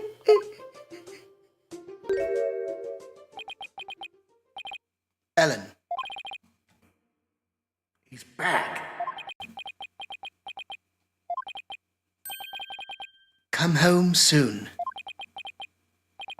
I'm lost without you.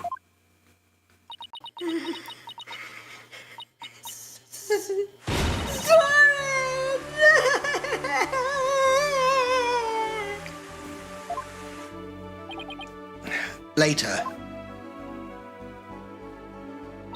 Looks like showing your vulnerabilities is the fastest way to capturing a woman's heart. You should take notes on this, Nick. You know what? I think it's because he's lost without her because she's trying, not because of love or anything, but because she's really helped him out. Please leave me out of this. We got 4 viewers so far. Anyway, it looks like Soren isn't big on words, but it's clear that he cares about Ellen. Knowing that, I actually feel kind of relieved. Yep.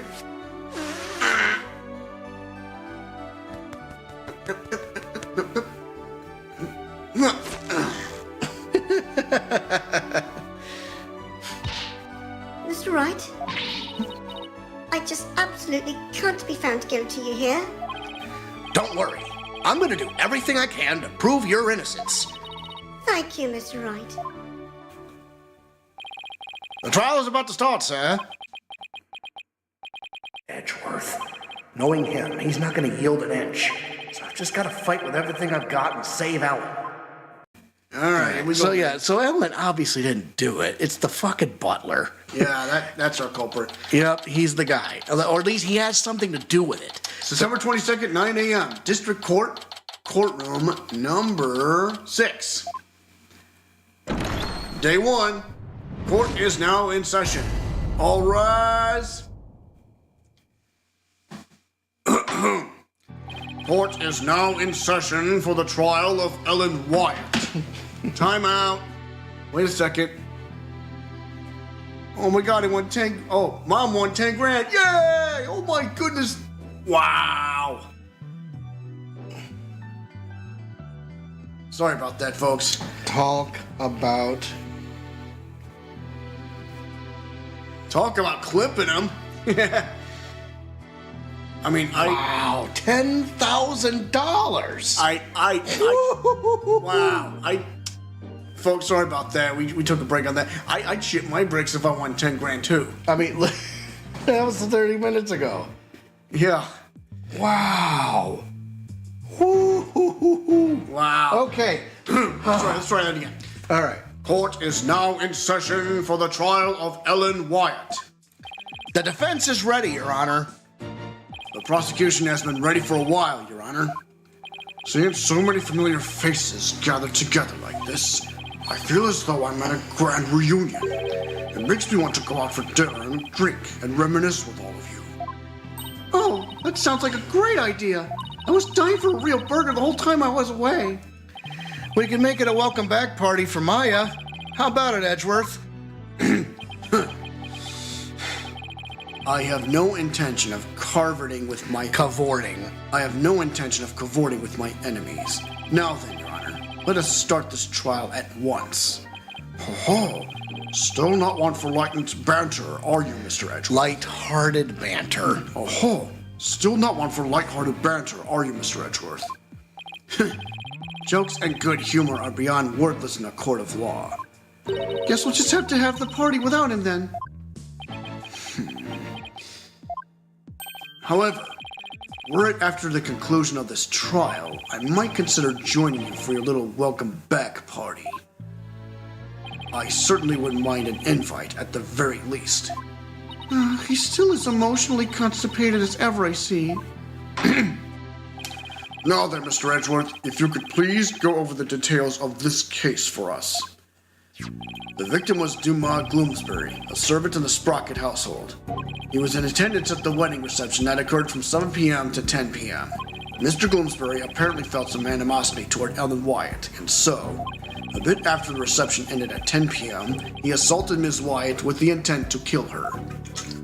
The defendant fought back and ended up killing Mr. Gloomsbury. In other words, it was justified self-defense, correct? If that's the case, then the defendant might not be criminally responsible. He's right. Worst case scenario, I could go for self-defense to avoid the criminal charge. Wonder how Edgeworth plans to counter that, though.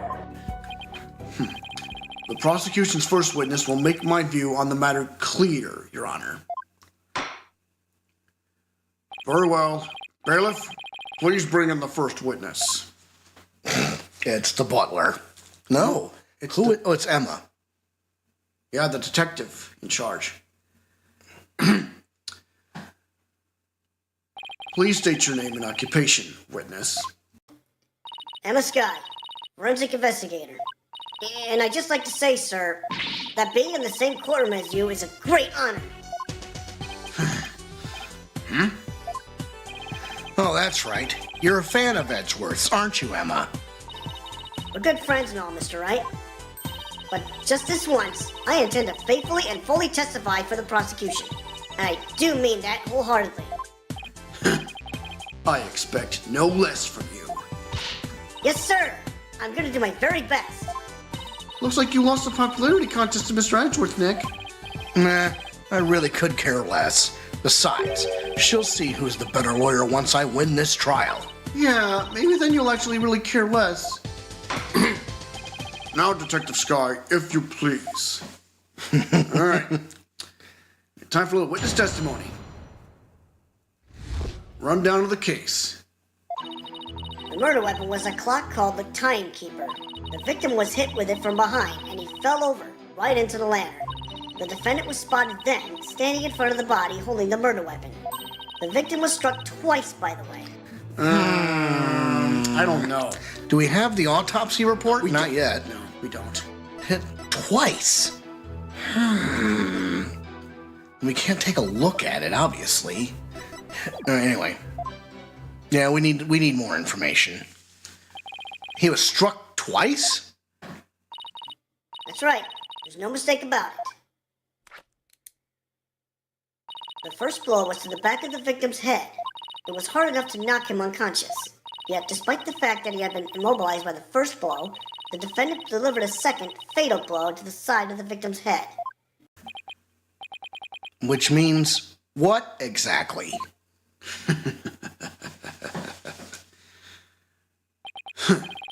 I figured it would go right over your head. Let's put it this way. By striking the victim a second time, the defendant killed her last chance to escape from any criminal wrongdoing. She did? But how, Mr. Edgeworth? She could have been fucking nervous, bro. The defendant may have been fighting back because she was being attacked. However, she then went on to deliver a fatal blow to a man who was already fully unconscious. Nick, is he saying what I think he is? I don't feel so well. And thus, Mr. Wright has justified self-defense been removed from the table. The prosecution intends to prove that the defendant killed the victim with murderous intent. Allow me to belatedly submit the victim's autopsy report. Of course he would. Classic Edgeworth move.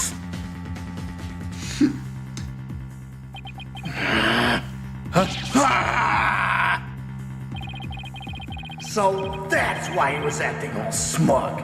Well, more smug than usual. It's fine, right? It's not like we're going to plead self-defense anyway, right? Right, but now the judge has a negative impression of Ellen.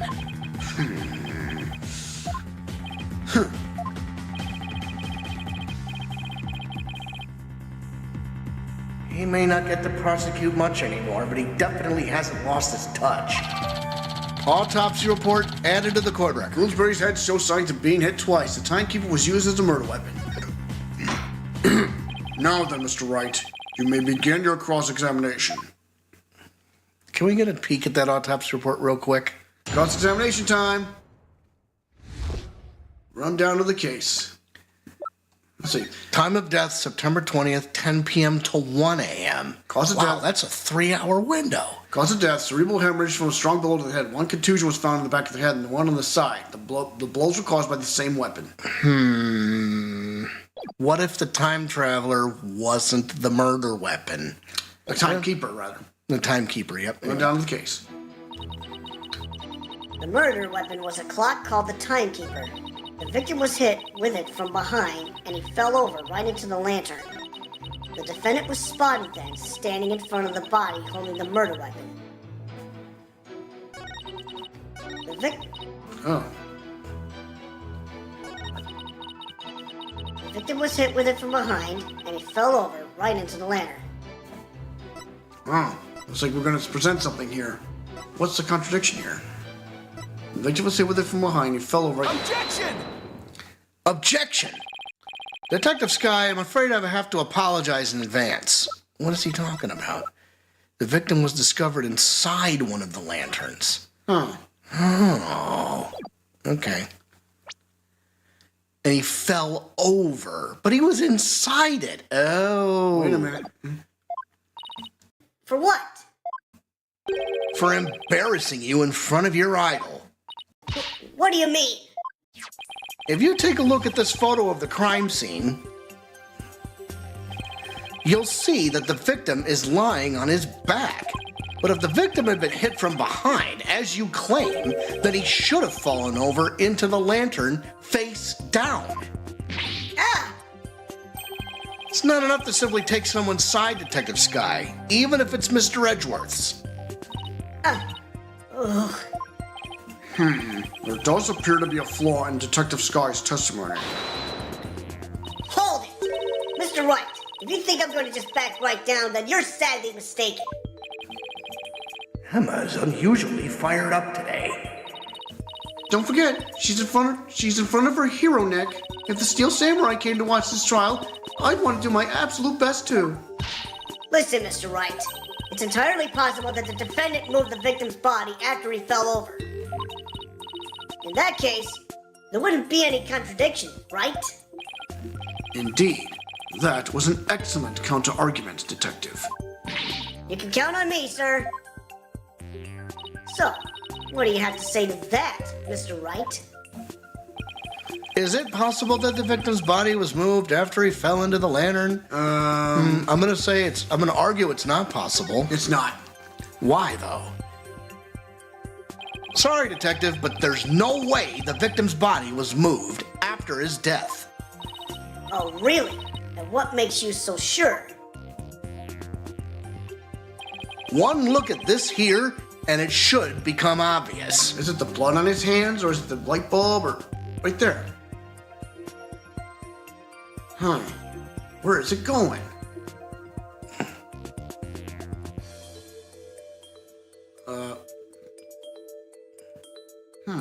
Well, this is awfully slow, isn't it? Yeah, well, I'm just gonna play the waiting game.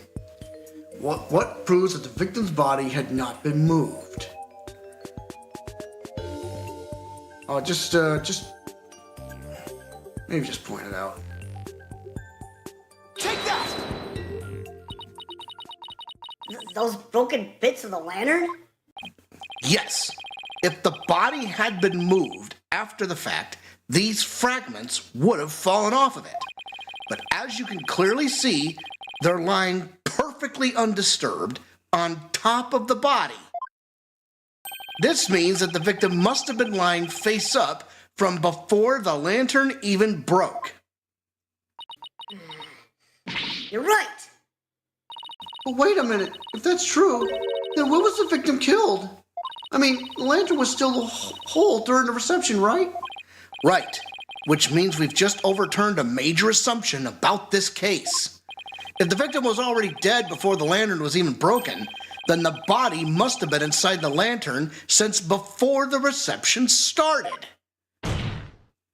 In other words, the defense asserts that the victim was killed before the wedding reception. What?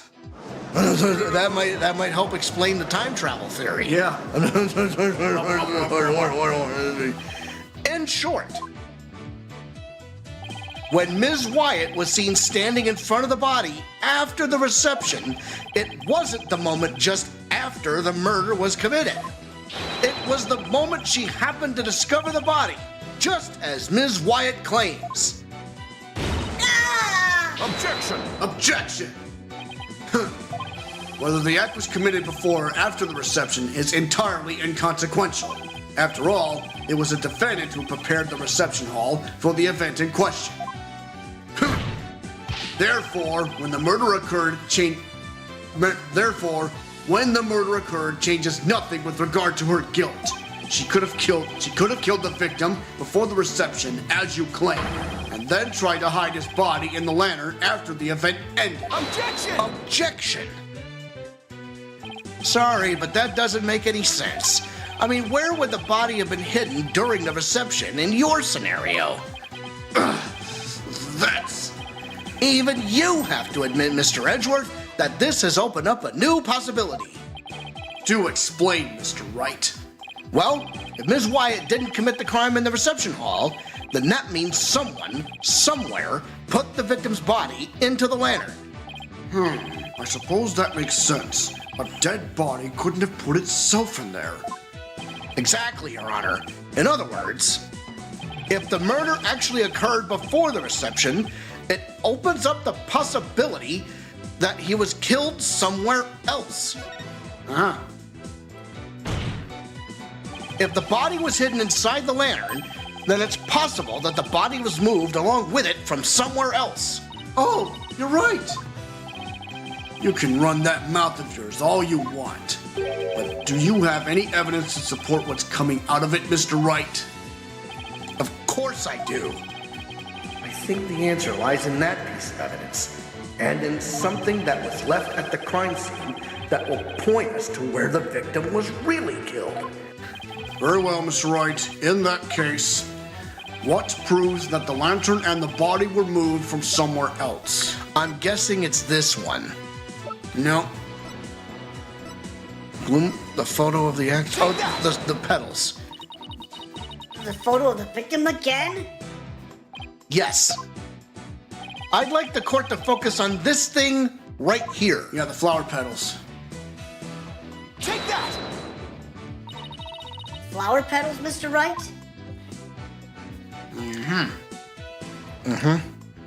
These petals are from a kind of flower that were not present in the reception hall. This means they must have gotten into the lantern when it was somewhere else. And just where do you propose this somewhere else to be, Mr. Wright? I propose that this piece of evidence will tell us where the flower petals came from. Take that! Please take a look at the flowers in this picture of the hole. Notice how their petals are of the same shape as the petals in the crime scene photo. Yes, I see. They do look to be from the same kind of flower. I mean, I probably should have asked that as a question, but whatever. Objection! Objection!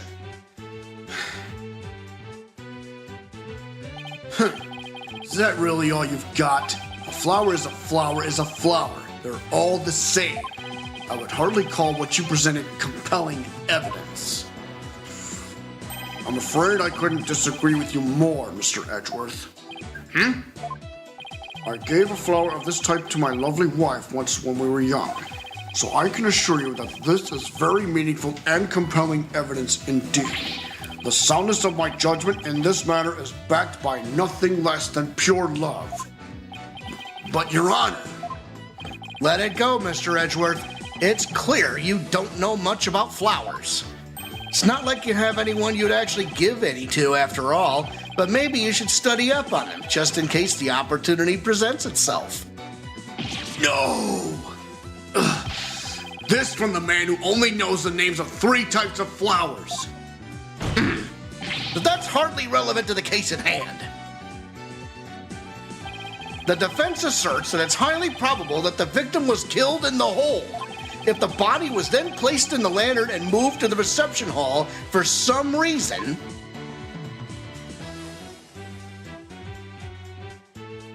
it would completely destroy the prosecution's case. Then you mean the body was... Yes, the victim's body was inside the lantern during the entire beautiful wedding reception, while the defendant and her betrothed were celebrating their love. What? Well, that doesn't change the fact of who did it. Not yet. Objection! Objection! Oh boy. Your smooth talk might work on his honor, but it won't work on me. What are you talking about now? Take another look at all the evidence and you'll soon see what I mean. Wish you could just tell me already. Detective Sky, I'm sure you've already figured out what I'm talking about, correct? Of course, sir. Mr. Wright is the only one here who hasn't. Why don't you leave this to me, Mr. Edgeworth? Very well. Let's see what you can do. Detective Sky, please give your testimony to this court. So remember, the person in the hold is the wife. Witness testimony, the prosecution's rebuttal. The victim could not have been killed before the reception. The autopsy report states that the estimated time of death was after the reception. And that estimated time of death is correct. There's no way it could be wrong. We better ask. It's clear Mr. Gloomsbury was killed after the reception, and that completely contradicts your claim. I guess so. Tell me you'll look at least a cursory glance at the autopsy report, Mr. Wright. It appears you've grown rusty since our last outing. Might I suggest you go back and brush up on the basics? Sure. Though I must say, you're as cocky as ever, Mr. Edgeworth. I beg your pardon? What are you trying to say, Mr. Wright? I'm just saying that I'll go back to basics if that's what Mr. Edgeworth wants. I'll prove how badly he's underestimating me with a good old-fashioned cross-examination. Very well. Let's see you put your money where your mouth is, Mr. Wright. Mm-hmm. You heard the man. Time for a little cross-examination. The prosecution's rebuttal. The victim could not have been killed before the reception. The autopsy report states that the estimated time of death was after the reception. And that estimated time of death is correct. There's no way it could be wrong. Hold it! Hold it! Is it possible that the culprit did something to obscure the real time of death? No, not in this case. There was no snow or anything to keep the body from decomposing.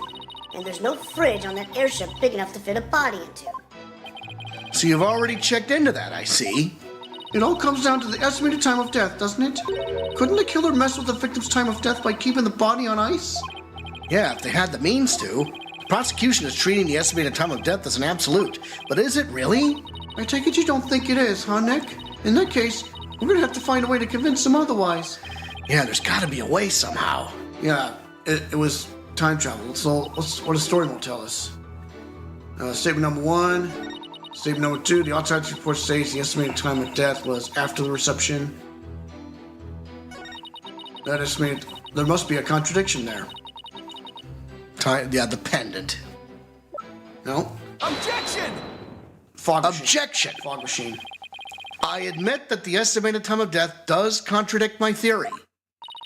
Fine. And that means your theory that the victim was killed before the reception. Is still entirely plausible. Huh? What makes you think that?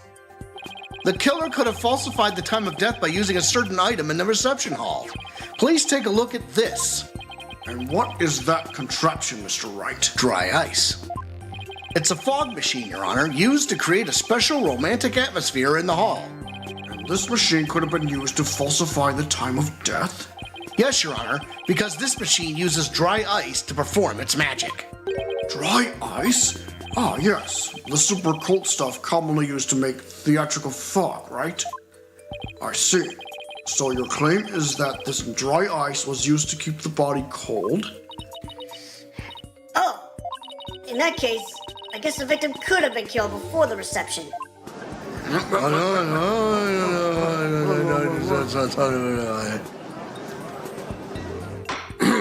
Order! Order in this court! Well, Mr. Edgeworth, what do you have to say about this development? That the victim was killed in the hold before the wedding reception? The prosecution acknowledges the possibility of this claim. Now we're getting somewhere. The prosecution would also like to thank you, Mr. Wright. Oh, jeez. Huh? For what? I didn't know how a certain piece of evidence fit into this case, but now, thanks to you, I do. What piece of evidence? To get into the hold, one needs a key card like this one. Entry number 34, Demar Gloomsbury. Entry number 35, Pierce Snickety. Entry number 36, Ellen Wyatt. And here, we have a record of those who entered the hold with such key cards. The times aren't specified, but these are the last 3 entries on the day of the murder. And as you can see, the last person to enter the hold that day was the defendant. What? So the one who moved the body out of the hold must have been... That's right, it was none other than the defendant. Hold entry record added to the court record. Record of the key cards used to access the airship hold. Hey Nick, take a look at this entry record.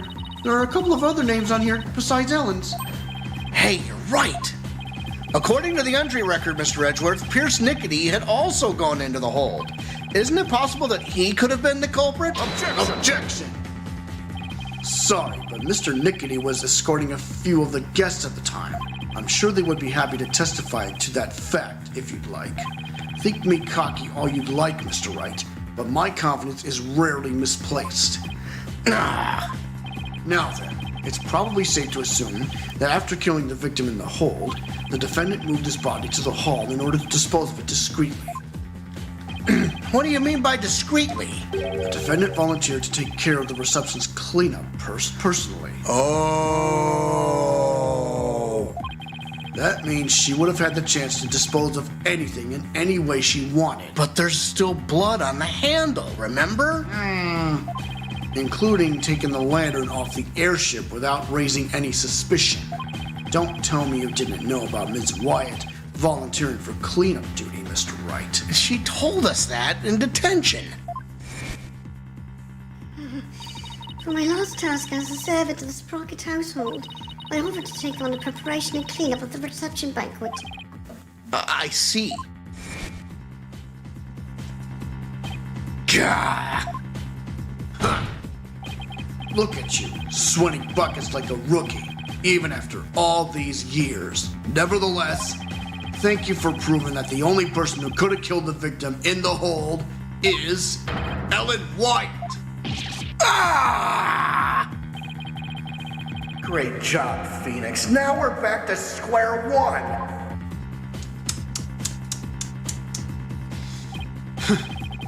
Perhaps you should ask Miss Sykes for some help in reviewing Defense for Dummies. Way to go, sir. You got Mr. Wright in a cold sweat.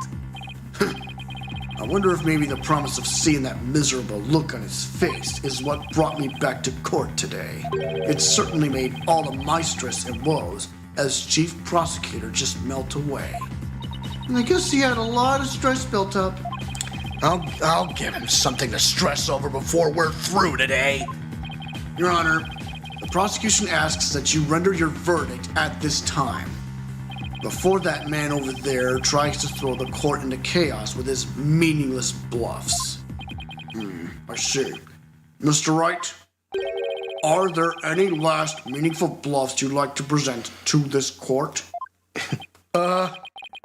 Why does he have to assume it'll be a bluff? Nick, hurry up and throw a good one out there. I will. Ugh.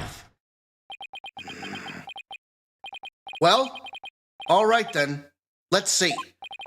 I've got it. How do you know it was Ms. Wyatt who used her key card? After all, if it turns out that somebody else used her card, it would mean Ms. Wyatt didn't do it. Interesting. And are you able to prove this bluff to be true? Remember, that key card was left behind and she lost it. And you know what else is funny? If something smells, it's usually the butts. I assure you I'm not bluffing, Your Honor. Well, now what? Wait a minute, Nick. I can think of a certain somebody who might have used Ellen's key card. You can? Remember? The one who was sneaking around the hole in spite of not being a family member. Oh, you big dummy. Oh, that's right. Your Honor, the defense would like to call a certain witness to the stand. I need the testimony of this person who may have entered the hold with Ms. Wyatt's card. Sorry, Larry, it had to be you. Take that. That's your witness? Are you saying that numbskull was on the airship? He never breathed a word about that to me. That's not surprising because Mr. Nickety told him to keep quiet about it. But Mr. Butts himself admitted it to me. He claimed to have found a way to sneak into the Flying Chapel's hold to see Ms. Wyatt. This photo he took and gave to me is proof. Then wasn't he who moved the lantern with the body inside to the reception hall? I doubt it.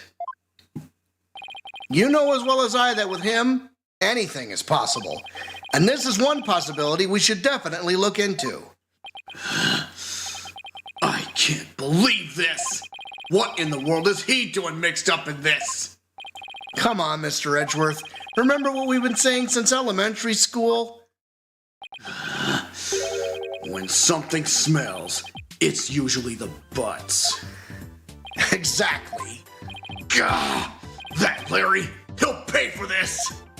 Well, if you want to extract your payment now, he's right up there in the gallery. Yikes! Barely. Seize the witness before he makes a run for it.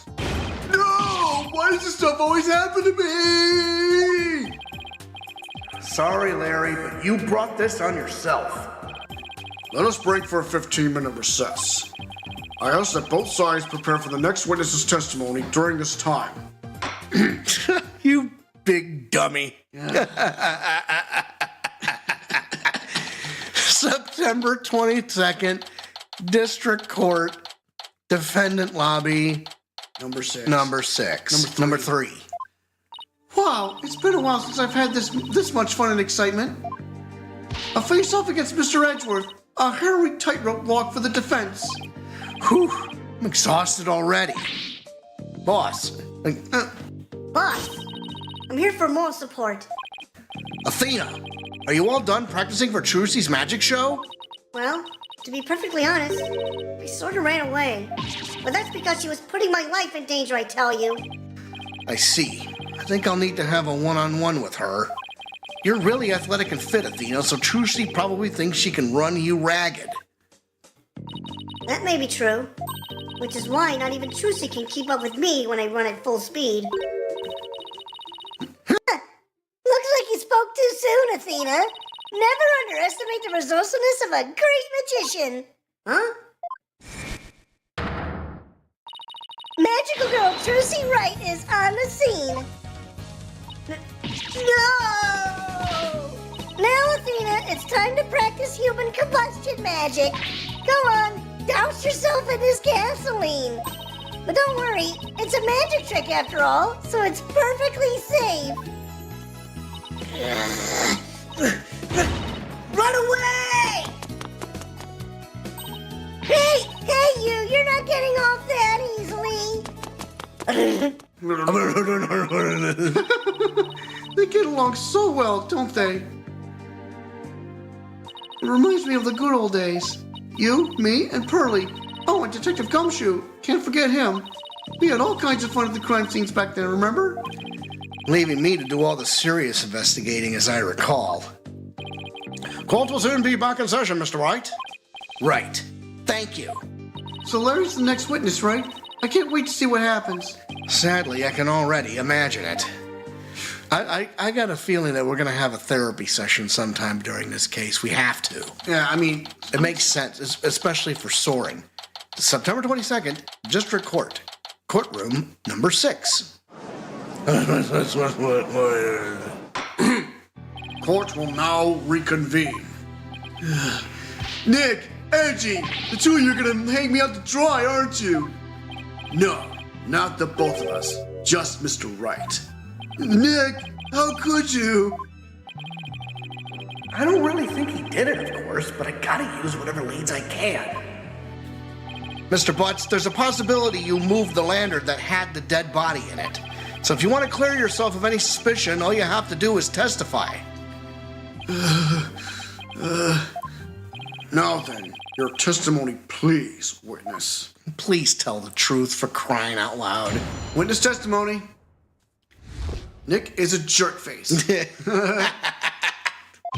Nick, you big fat stinking jerk! How can you doubt your best bud? We've known each other since elementary school.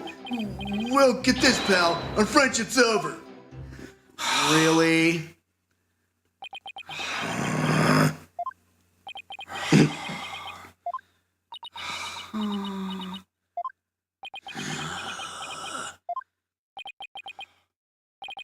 Well, go ahead, Mr. Wright. He's all yours. Why me? You're the one who called him to the stand, so he's your responsibility. Thanks, old chum. Can't any of you show me a little respect, even just a shred? You may cross-examine the witness, Mr. Wright. I would if there were any testimony to cross-examine. Let's just grill him like a hamburger.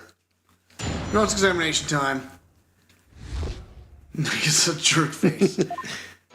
Nick, you big fat stinking jerk. Hold it! Come on, Larry, can't you please give me something real to work with? Don't think I don't know about your tricks. If I say something careless, you're gonna shove some evidence at me with a loud... objection and a super smug look on your face. Yeah, well, that is my job. And if I get found guilty, how are you gonna take responsibility for what you've done? Why should I take responsibility for just doing my job? You heartless jerk, don't you have any compassion for me? How can you doubt your best bud? We've known each other since elementary school. Hold it! Sorry, Mr. Butts, but if it wasn't Ms. Wyatt that entered the hold with that card, then you're the most likely suspect. Nick, are you seriously doubting the innocence of your old childhood friend? Well, technically, yes. But it isn't personal, I assure you. Ooh, true friend would believe in me no matter what. Can't you see my tears? Don't they mean anything to you? Nick! You don't really think you can cry your way out of this, do you? Okay, fine. In that case... Well, get this, pal. Our friendship's over. Hold it! Larry, listen to me. Shut up! I'm not talking to you anymore! This is getting us nowhere. Ugh. Come off it, Larry.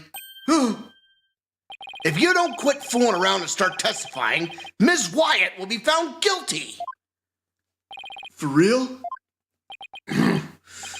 If no new information comes out of this cross-examination, then yes, Mr. Butts, for real. Not that I would have a problem with that myself. Larry, just tell us the truth already. Did you or didn't you go into the hold and move a lantern up to the reception hall? I never moved any bull lantern, I tell you. Hang on. He said bull lantern, not cow lantern. Bull lantern? What? Did I say something weird? You told me that you didn't attend the wedding reception. Can you believe they tell me only family and relatives could attend? They wouldn't even let me into the reception hall. Yeah, so what? Then that's odd. No one in this courtroom ever mentioned the sex of the lantern that was moved. So how could you know that it was a bull lantern? You didn't have to actually go to the reception. You didn't have to go to the reception to know that. Anyone could tell me there were two Pegabulls by looking at the Flying Chapel's pamphlet. Okay, let's take a look at it. Peg a cow lantern, peg a bull lantern. Okay. Love is always in the air on the Flying Chapel, the only wedding venue sure to make your dreams take flight. After the ceremony out on the Vista deck, Sprocket Aviation's majestic Pegamoo mascots will light up the happy couple from both sides of the sweetheart table. Doesn't, well, I mean, it says peg a bull, so I guess that somewhat makes sense. All I can tell right now is there's a strong scent of bull in the air here. Please add that last statement to your testimony, Mr. Butts. Anyone could tell there were two Pegabulls by looking at the Flying Chapel's pamphlet. Wrong. Well, let's just present it then. Objection! Objection! I want you to take a look at this, Mr. Butts.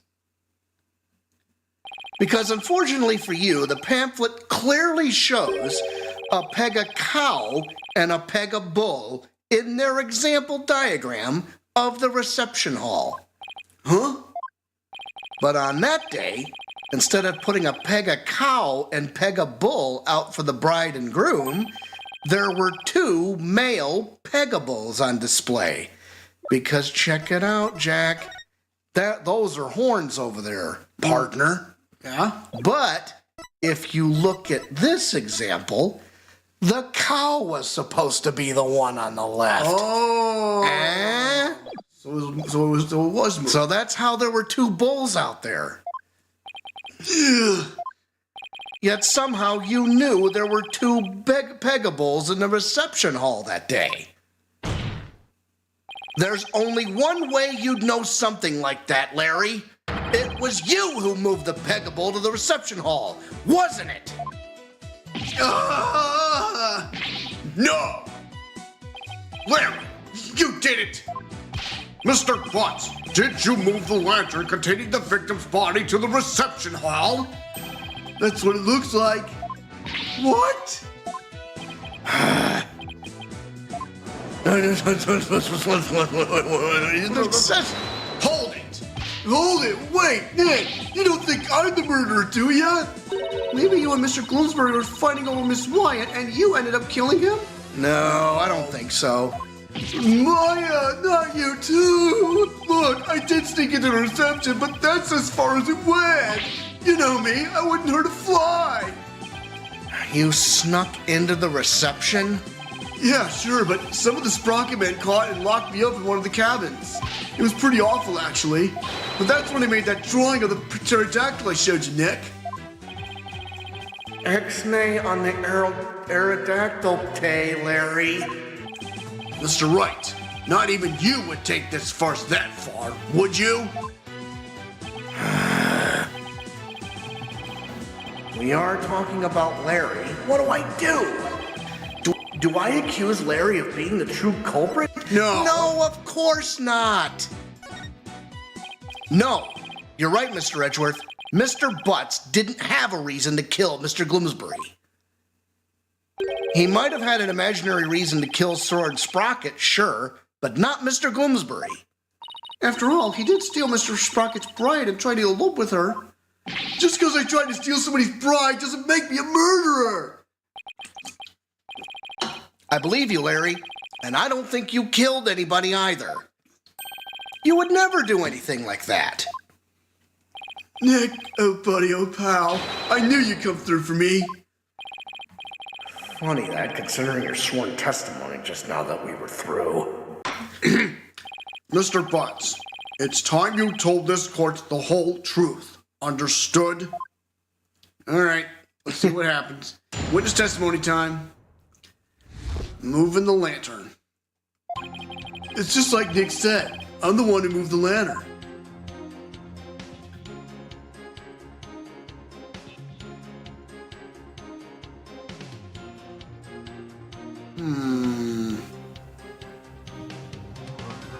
I was poking around the reception hall before the main event and I saw a lantern was broken. There was a note on it that said, "Exchange with the one in the hole, Ellen." Oh, so that's what that note was. Huh. So I decided to do Ellie a favor. Ah. So you switched the lanterns before the reception, did you? Then that means the victim really was killed before the reception. Broken lantern updated in the court record. Lantern in which the victim's body was found. Larry wheeled it from the hole to the reception hall before the reception began. Well, she was the one that wrote the note, though, too. God damn it.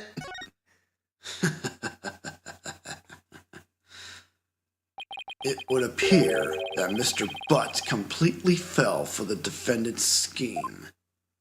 Scheme? What scheme? This note from the defendant, exchanged with the one in the hold, Ellen. Mr. Butts moved the lantern with the body in it up to the reception hall because of this note. Now, hold on a second. Grab Ellen when convenient, then send her off from the visit deck. That's on the back of this thing, isn't it? Isn't it? Well, let's see. Could be. And thus, he has become a suspect in Mr. Bloomsbury's murder. That second lantern did feel pretty heavy, but I never would have thought there was a dead body in it. What was a note like that doing on a lantern in the first place? Hold it! Hold it! You got it all wrong, Mr. Edgeworth. I left that note for myself. It was simply a reminder because I can be very forgetful. Objection! Objection! What a sorry excuse, Miss Wyatt. The prosecution contends that this note shows one facet of the defendant's murderous plan. And you, Mr. Butts, you played right into Ms. Wyatt's hands. No way, Edgy, I don't believe it! Objection! Objection! Do you still really believe Ms. Wyatt to be the culprit, Mr. Edgeworth? Of course, my stance on the matter remains unchanged. If you think I'm wrong, then prove it with your cross-examination. Gladly. Very well. Mr. Wright, you may cross-examine the witness. All right. Pick this testimony apart. Cross-examination time. Moving the lantern. It's just like Nick said. I'm the one who moved the lantern. I was poking around the reception hall before the main event and saw a lantern was broken. I'm gonna, just in case there's a hold coming. Statement number 2. Letter's broken. There was a note on it that said, exchange with the one in the hold, Ellen. So I decided to do Ellie a favor. Hold it! Hold it! Nobody saw you the whole time. Nobody saw you the whole time while you were switching the lanterns? Nope, I didn't get caught. Not that time anyway. Not that time?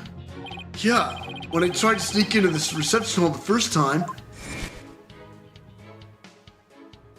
I didn't have as much luck. The sprocket guy spotted me and nabbed me. All of my words are failing me right now. Pretty exciting, didn't you think? Larry, you need help. And then they locked me up in one of the cabins. Nick, what are you asking about stuff like this for anyway? Shouldn't you be trying to prove Ellie's innocence? Well, is that statement of his important to the case? It's important. We're gonna get to the time travel bit.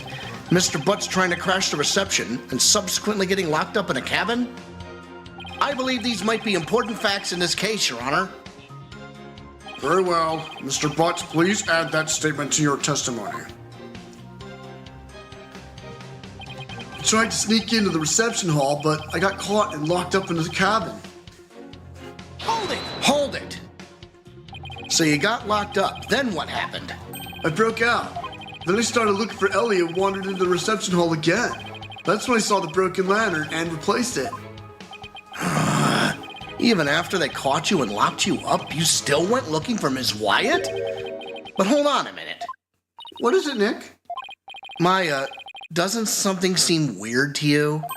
Larry is saying he replaced the lantern after he broke out of the cabin. That's right. Oh, wait. Huh? You're right. It doesn't make much sense, does it? Mr. Wright, have you found an inconsistency in the witness's statement? Yes, I believe so, Your Honor.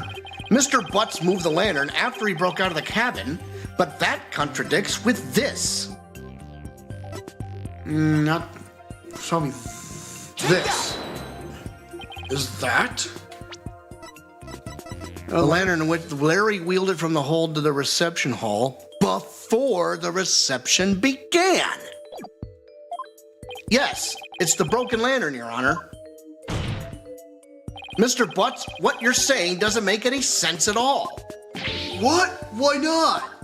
You swapped the lanterns before the reception began, right? Yeah, that's what I said, isn't it? But you also just said that you swapped the lanterns after you got locked up in a cabin for trying to sneak into the reception. In other words, you're saying you swapped the lanterns both before the reception and after the reception took place. That certainly doesn't make any sense, does it? Mr. Butts, did you swap the lanterns before or after the reception?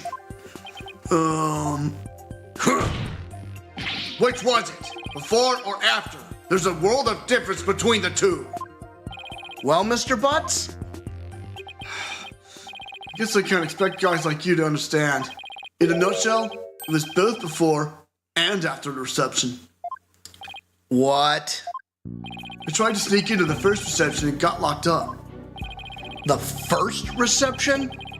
Uh-oh, I don't like where this is going. Then, through the power of Ellie's pendant, time got rewound, and we went back to the time before the reception. It was after that when I replaced the lantern. So it was both before the reception and after the reception. Get it? We went back in time to before the reception. So of course the reception would take place one more time after that, right? That's why what I said makes perfect sense. Mr. Wright, What in the world is the witness talking about? Has he developed some sort of intellectual ailment I'm not aware of since I saw him last? Well, None of the sprockets seem to remember the time skip, but I do, and Ellie remembers it too. I think the power of our love for each other made that miracle happen. Mr. Wright, I'm sorry, but could you please translate this man's gibberish so the rest of us can understand? So now I have to be the one to explain about the whole time travel thing? Go on, Nick. I knew you could do it. Looks like you don't have much choice, Nick. To heck with it. I can't lose any more of my dignity today anyway. the defendant, Ms. Ellen Wyatt, has told the defense the following strange story. She said that after the reception ended, she was attacked by Mr. Gloomsbury. She claims that as she was being assaulted, she made a wish upon her pendant. Please take me back to that blissful moment. In doing so,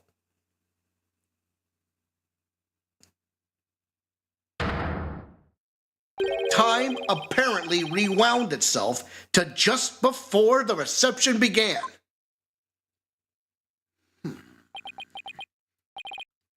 What? I know it's hard to believe, but think about it this way. Through the power of the pendant, both Ellen Wyatt and Larry Butts experienced time travel. What?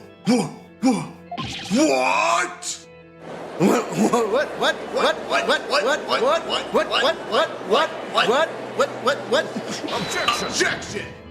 Huh. What absolute rubbish! Mr. Wright, I've heard my fair share of your nonsense over the years, but this takes the cake. Have you thoroughly lost your mind? Objection! But this is simply the conclusion I came to, using that logic ability you love so much. What? The truth of the matter is, the future president of Sprocket Aviation, Soren Sprocket, has been researching time machines. So what if a time machine has already been successfully created? And what if that's one of Sprocket Aviation's top secret inventions? A time machine? Yeah, I even saw something while we were time traveling. I saw a pterodactyl flying through the sky. Maybe the airship was set to travel through time for their honeymoon trip. What? A pterodactyl? Objection! You can't possibly have any evidence to back up your ridiculous time travel story. Well,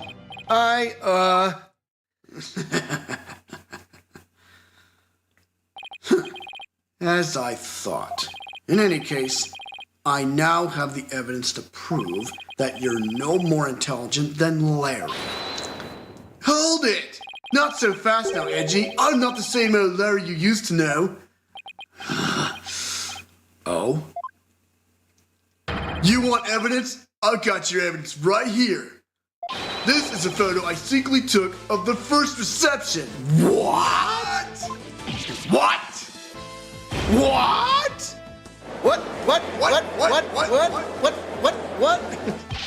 Larry, I can't believe you. Well, anyway, good job. If we compare the photos of the first and second receptions and can find a difference, then we'll be able to prove that the reception was held twice. But do you really think such a difference exists? Yes, Your Honor, I just need some time to find it for you. This is preposterous! Very well, please show the court what's different then.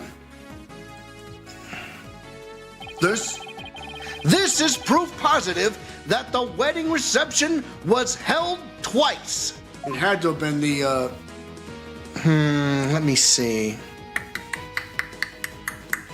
Can we take a look at the second one real quick? This guy here. Okay, so there's the butler.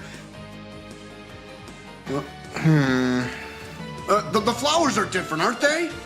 The flowers, they're different. I just saw that on the second photo. Let me try it. Let me look at that again. See the... Yes, that is! Holy shit! Take that! Please direct your attention to Ms. Wyatt's bouquet of flowers. In the photo one of her in-laws took, the defendant is holding a yellow bouquet. But in the photo Mr. Butts took, she is holding a red bouquet. You're right. That's impossible. What does this mean? Remember what she said? That she said that by throwing those flowers, it's gonna be bad luck. The staff's in on it. It's a freaking rig. It means that the defendant really did experience 2 wedding receptions, and she did that when she traveled back through time. What?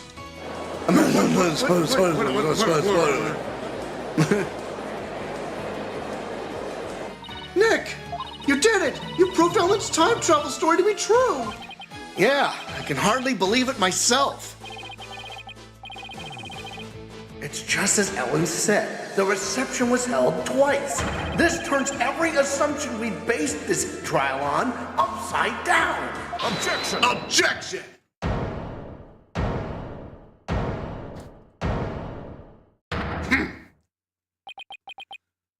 I refuse to accept such a ludicrous argument. It is pure fiction under the guise of pseudoscience at best.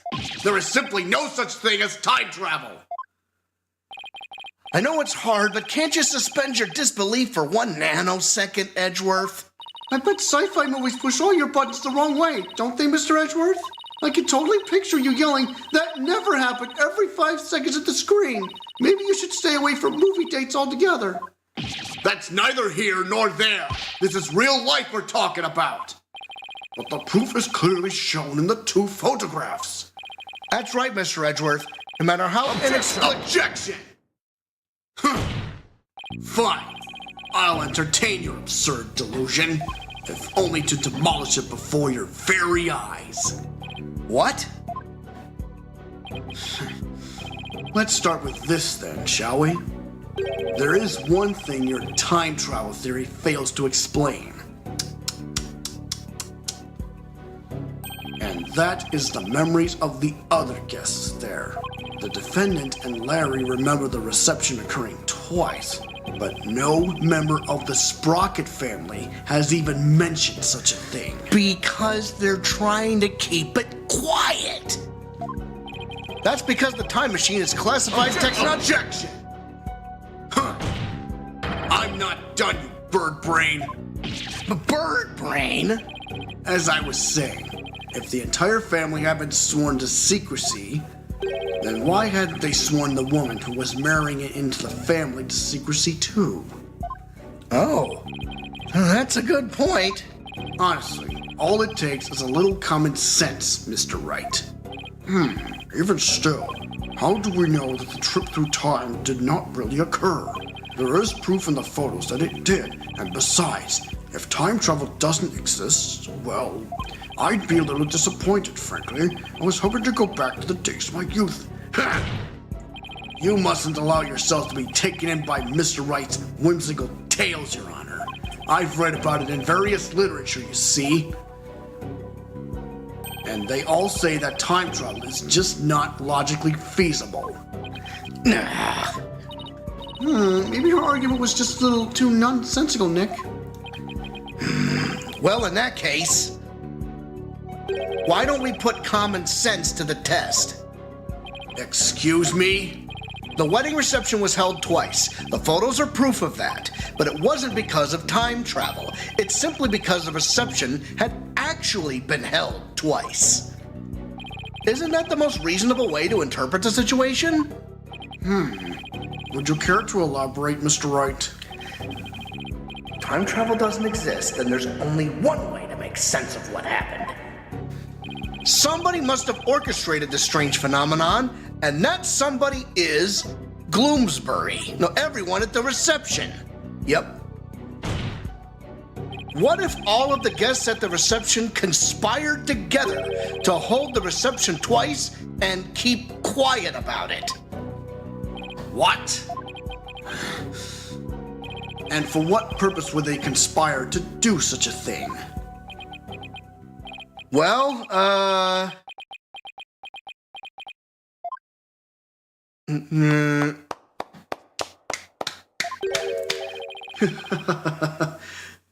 brilliant deduction defense. A brilliant deduction defense. I can tell that you're not a renowned lawyer for nothing. I must say, I underestimated you. How so, Mr. Nickety? You have managed to name each event precisely as they happened. You have revealed it all to the light of day. Then that means... It was us. We orchestrated the whole thing. Yes, the reception was held twice, but not because of time travel. No, we simply held it a second time. What? Why? Why would you do such a thing?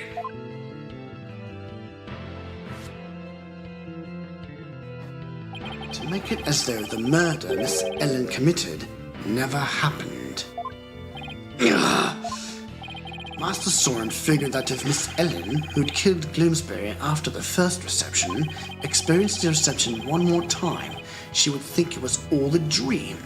It was he who ordered us to make it happen. However, only a few, myself included, knew of Miss Ellen's crime. Are you saying most of the guests attended 2 receptions without knowing why? Indeed, they needed no reason.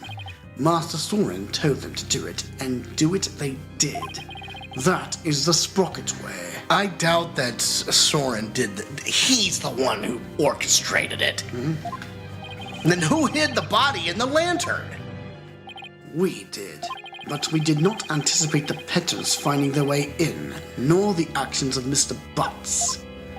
And that's how you intended to cover the whole situation up? There's just one thing everyone here has wrong. The real scene of the murder was not the hold. It was the Vista deck. What? Then Miss Wyatt's recollection of the events must be correct. I admit we tried to cover this incident up, but the fact that Miss Ellen killed Bloomsbury is undeniable. This is quite a turn of events.